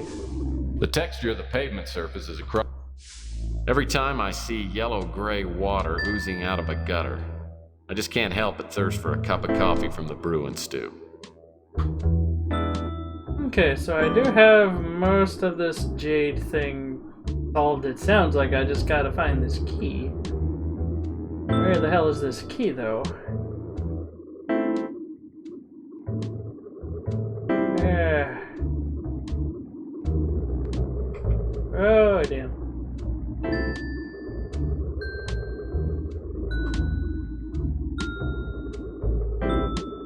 Let's check upwards. Kind of the clinic.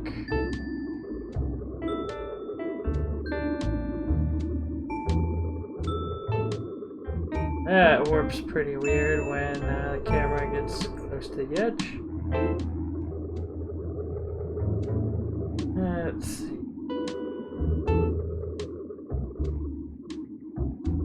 Not seeing any keys over there.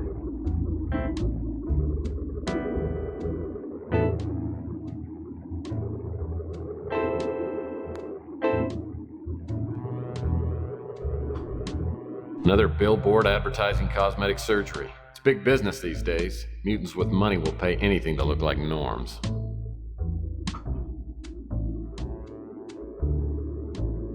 This is where graffiti novices come. Okay, we got that.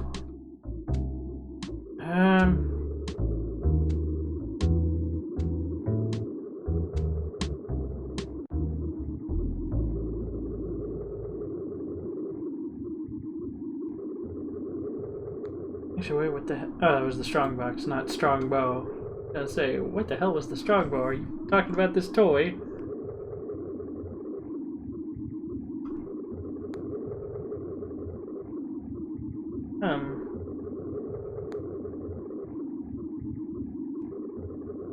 If I was a dropped key, where would I be hiding?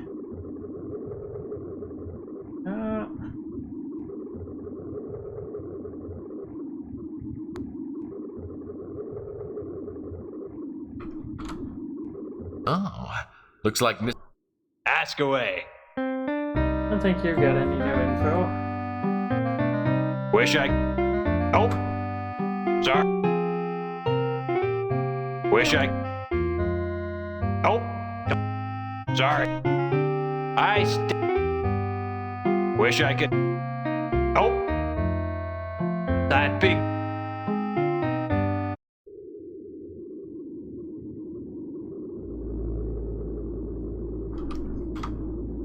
I think I've got the key already.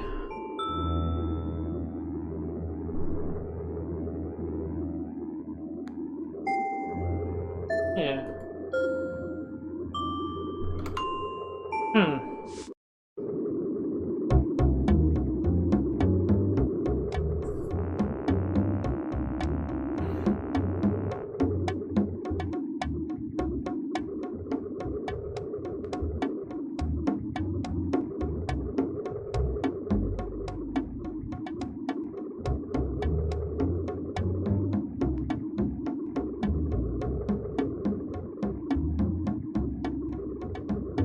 There was a bit of pop in right there. All hell has broken loose since the government stopped requiring products to display those give a who don't pollute symbols.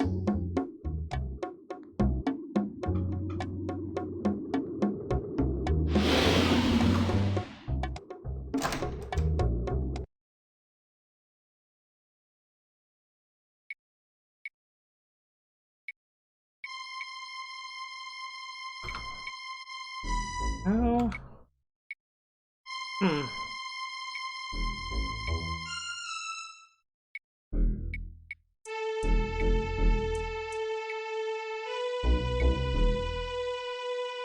Hum. I think it might be time to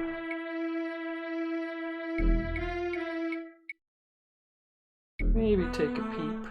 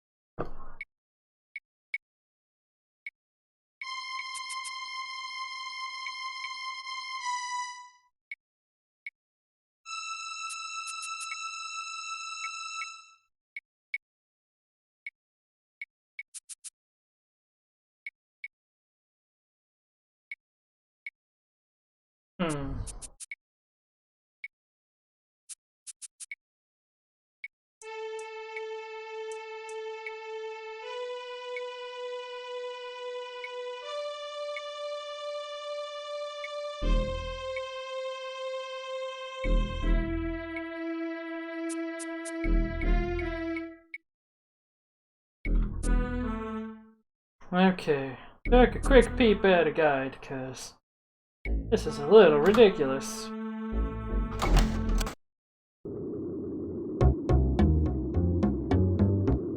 Just a hint guide, it's not like a full-blown, super detailed walkthrough, but apparently...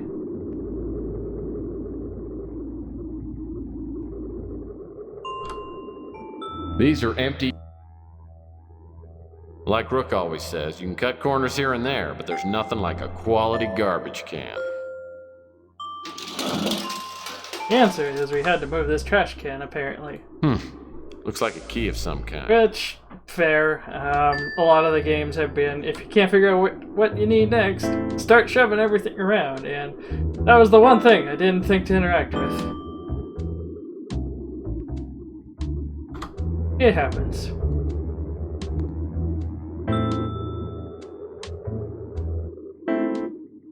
Opening this up. Fields. Unlocked. Strong box. What do we have here? Unless I miss my guess, this is jade. It's good quality, too. Neat. Yeah, we have jade. A peep. A look at.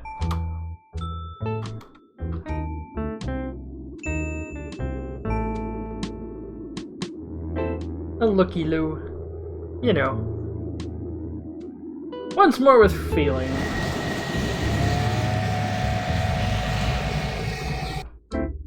Do you have the item? Yes. I'm sorry, I couldn't figure out how to open the box. A lovely specimen. It will make a fine addition to my collection.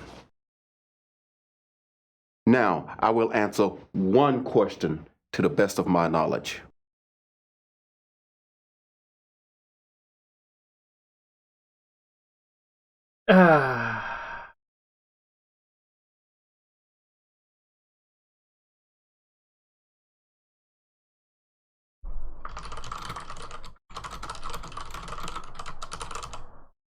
I kind of want to save scum here and find out what all his answers are.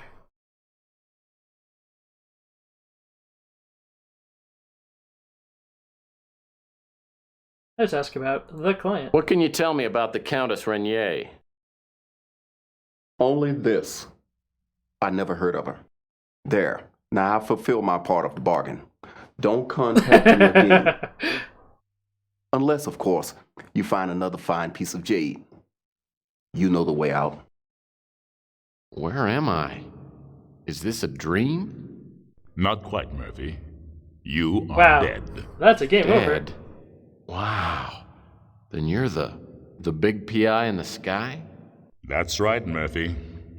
But now is not the time for you to be here. Your life must be restored so that you may fulfill a higher purpose. There is a vast and malignant evil at work on the earth, and fate, for some reason that even I cannot fathom, has chosen you to oppose it. But why me? I'm no more thrilled about it than you are. Nevertheless, your fate has been decided. I will do what I can to help you make your way, but only you can fulfill your destiny. Now, go back and try not to get yourself killed again. You will know when the time is at hand. James Earl Jones, everybody. I know. I blew my chance to get a lead from Franco by not asking the right question. Clearly a violation of PI Rule 3. Pretty please, give me another try. Well, okay. But yeah, that is absolutely James Earl Jones.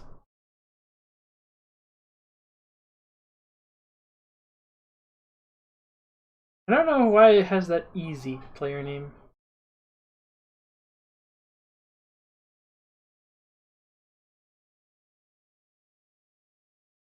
Ah, a lovely specimen. It will make a fine addition to my collection. Now, There's a statuette in the shape of a bird that recently came onto the market. You know who has it? I know the statuette you're referring to. There were several bidders for it, but I believe it ended up in the hands of Eddie Ching. I can say no more about it. There. Now I've fulfilled my part of the bargain. Don't contact me again. Unless, of course, you find another fine piece of jade. You know the way out.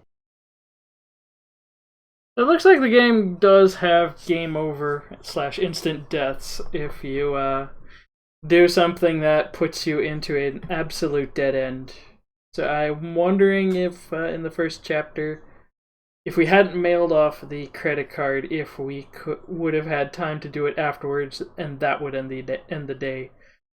Or if it would just force us to do an earlier scene.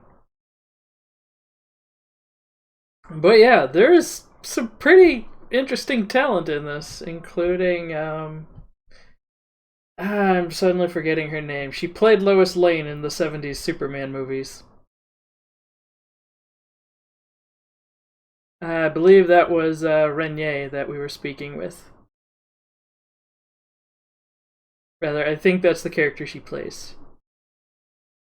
But yeah, there's some pretty notable actors and actresses in this. This was a $2 million production. I do want to remind folks of that.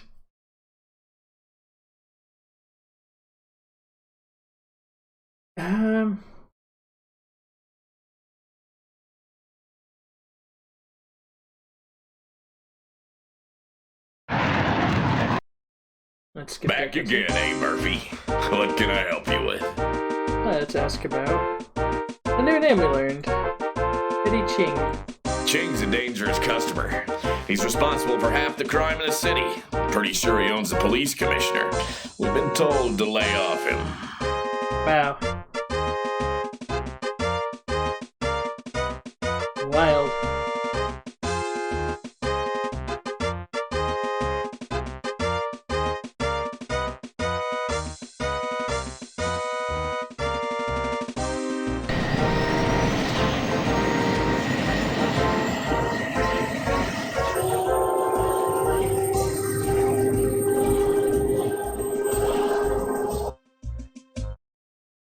I should probably just skip that.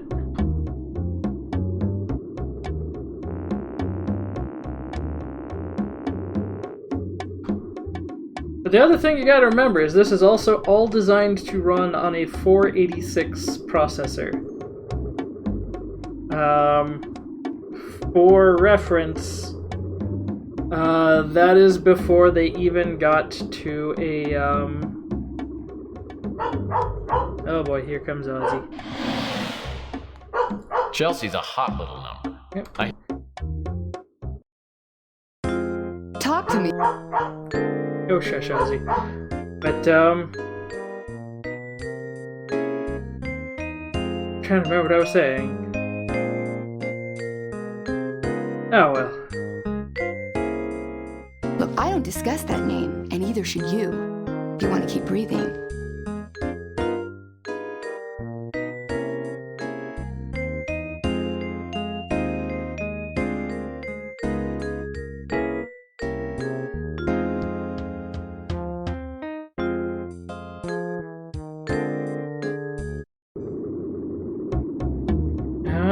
So we did learn some interesting information.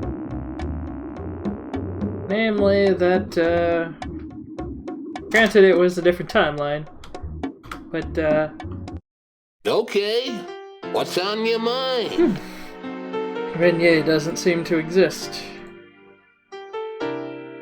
I've heard his name, but I don't know anything about him. Right. This was done on a 386 processor, or 486 processor, and could still run reasonably on a 386.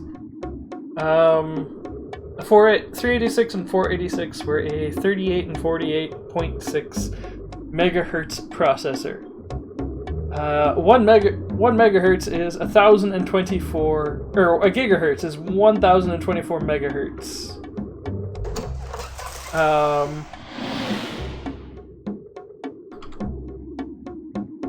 What can I do for you? This was basically a little bit above the standard of what DOS could normally do. But yeah, this is ridiculous optimization here. Sorry, I don't know anything about that. I figured. Next main contact is the nose. I'm assuming Ardo is, The Golden Gate Hotel. I heard that Ardo shuts the place down every once. Yeah, he's not answering questions at the moment. Hey, Murphy! You didn't hear me say this, but Eddie Ching owns this whole section of the city. Can you tell me more? You didn't hear... Huh.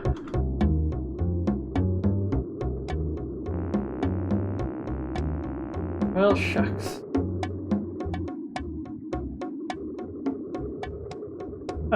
Well, I think the next order of business is figuring out who to talk to about Ching. Maybe the electronics guy.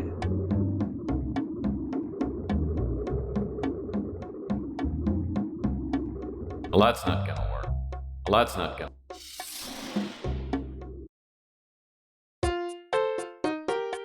I don't think I can ask your stuff yet. How's it going? You here to do more shopping? Oh, you bet, because there sure is a lot of neat stuff in here. Well, go ahead and look around. If you see something you like in the blue light special box, just insert your card. We'll be happy to bill you later. I tried not to stare, but it threw me off when I saw how cross-eyed Ham Underwood is. I'll have to keep in mind that anything he says is on the left is probably on the right. Okay, it doesn't look like we can ask him anything.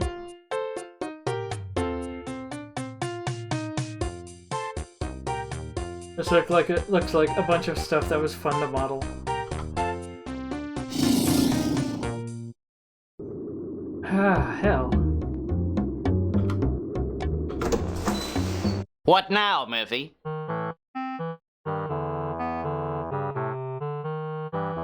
Ching is a big man around here, with eyes and ears everywhere. If you go around asking questions about Eddie Ching, you'll find yourself sleeping with a fish real soon.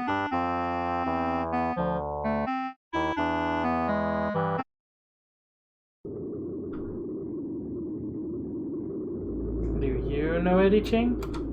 Are you Eddie Ching? Ask away. Sorry, can't help you with that.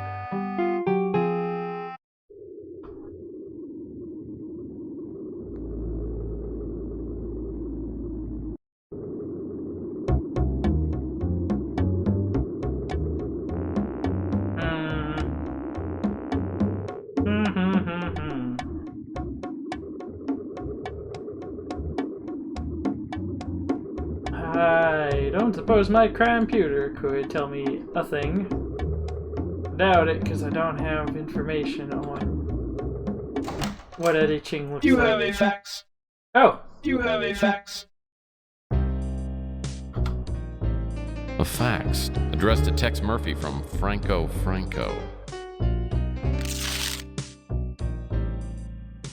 Regarding our recent discussion, I have some information you may find helpful. Though it won't profit me to tell you this, I would not be entirely unhappy to see Eddie Ching come out on the short end for once. Like most everyone else in the city, I know very little about Ching. I've been told he lives in a luxurious, high-security apartment building called the Knickerbocker. A number of powerful underworld figures live there. Don't know which apartment Ching lives in, but if you have connections to the police, they may be able to help you. Cool.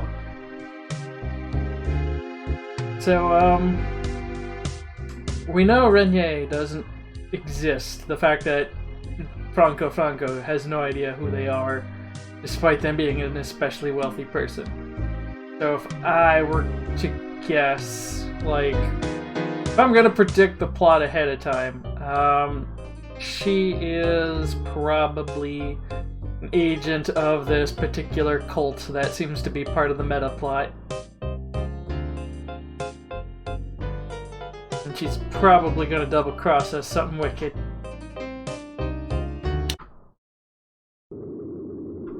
Alright, I could just use travel.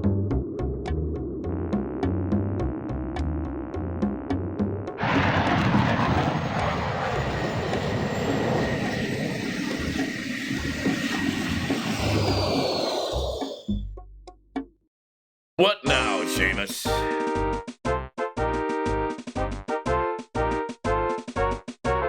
That place is home to more major crime figures than any other place on the planet. Eddie Ching lives there on the entire top floor. Well, that was startlingly easy. What's the library?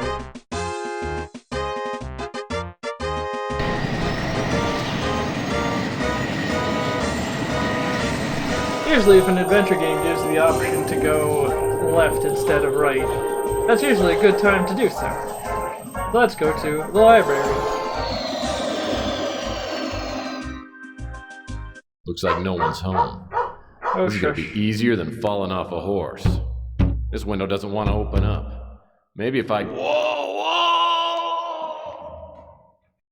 Is that a death sequence?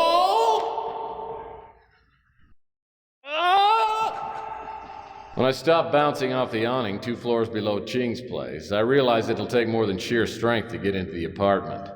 Luckily, I noticed something that might help as I bounced by. A sticker on Ching's window said, "Security system installed by Underwood Incorporated."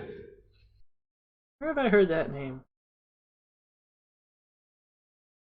Oh, that was trying to sneak into his library. Okay.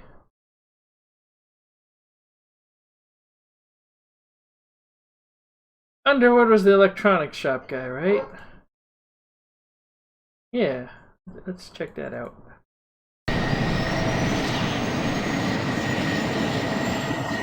Our roommate and dog are making a lot of noise.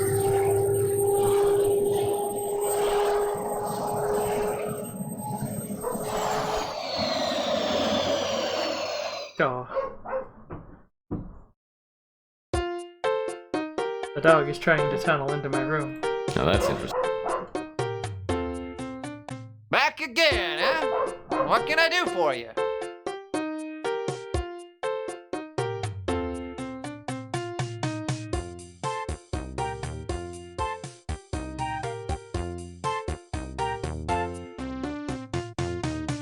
Let's see.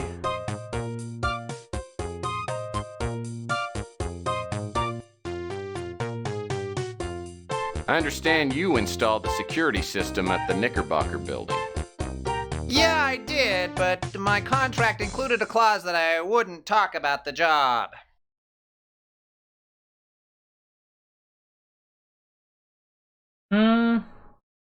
Hobnob or casually offered cash? I think Hobnob might do it. Well, what if I said I was in the security business myself? No kidding. Where have you installed security systems? Paul said 1, 2, or 3. Let's go with 3. The University of San Francisco's Mutant Lounge. Mister, you are a liar. I don't know what you're looking for, but you won't find it here.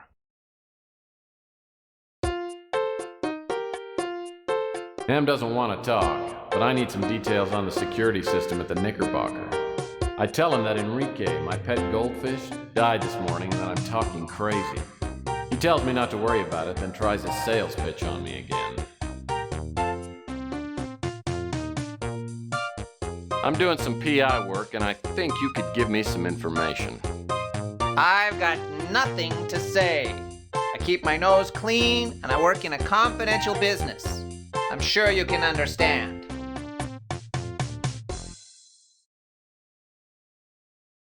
I guess let's just try to bribe him. You know, my wallet is so full, it's creating an unsightly bulge on my butt. I get paid well enough for my work. You can take your lousy bribe and get the hell out of my store. Shucks. Ham still won't talk. So I tell him I have a mental disorder that makes me ask too many questions and that I forgot to take my medication. He seems skeptical, so I'll have to talk fast.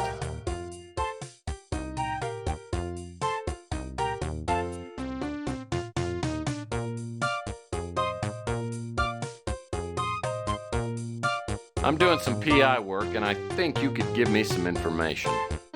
I've got nothing to say. I keep my nose clean, and I work in a Yeah? I'm in the confidential business, too. Say, why don't we swap trade secrets? Apparently, you have some trouble here. Shucks. I apologize to Ham for prying into his business and tell him that I'm really just a lonely guy looking for some pleasant conversation. He senses a kindred spirit, and I start my subtle interrogation all over again. I understand that you and I are in the same line of moonlighting work. Really? You do security systems too?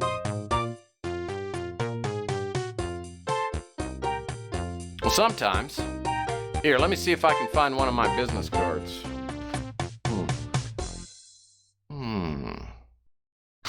Don't worry about it. I always misplace my business cards too. What types of security systems have you worked with?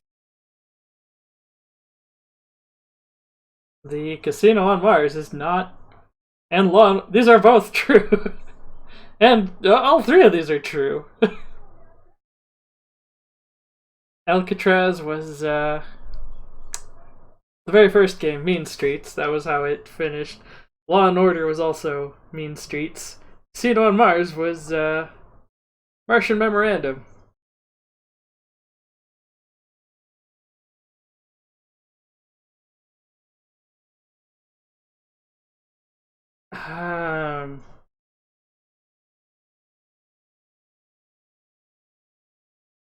Let's see. The last job I had was the laser security system at Big Dick's Casino on Mars. I've heard that's a neat system. But it's nothing compared to the one I just put in. Ah, hell. Add the proverbial 2 cents worth, slight skepticism, manly bravado. Well, sorry, but I'm not easily impressed. Just ask my ex-wife. Well, this security system would impress you. I'd tell you about it, but it's top secret stuff. Maybe in a couple of years. Damn.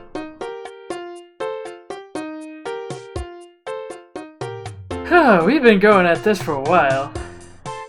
I think that might be a good place to just pause for now. But, yeah, I'm digging this game. I hope everybody else is enjoying so far. I think this might be a good place to stop, and I'll host you on over.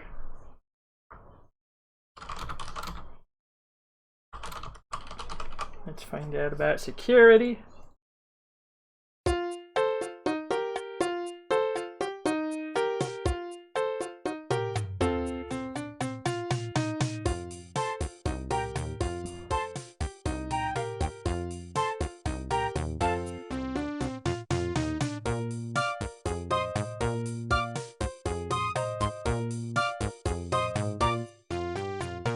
Let's see, who to send you over to? I could send you over to Smite.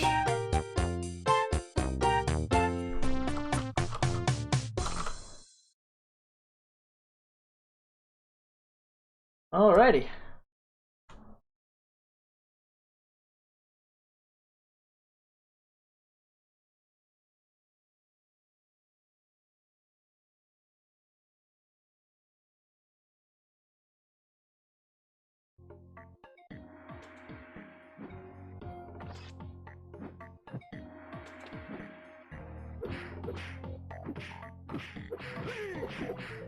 Yep, some platformers you just can't tell. Is this a pit? And this is one of those. It's really hard to determine where you're even supposed to go, what's going on. It's really hard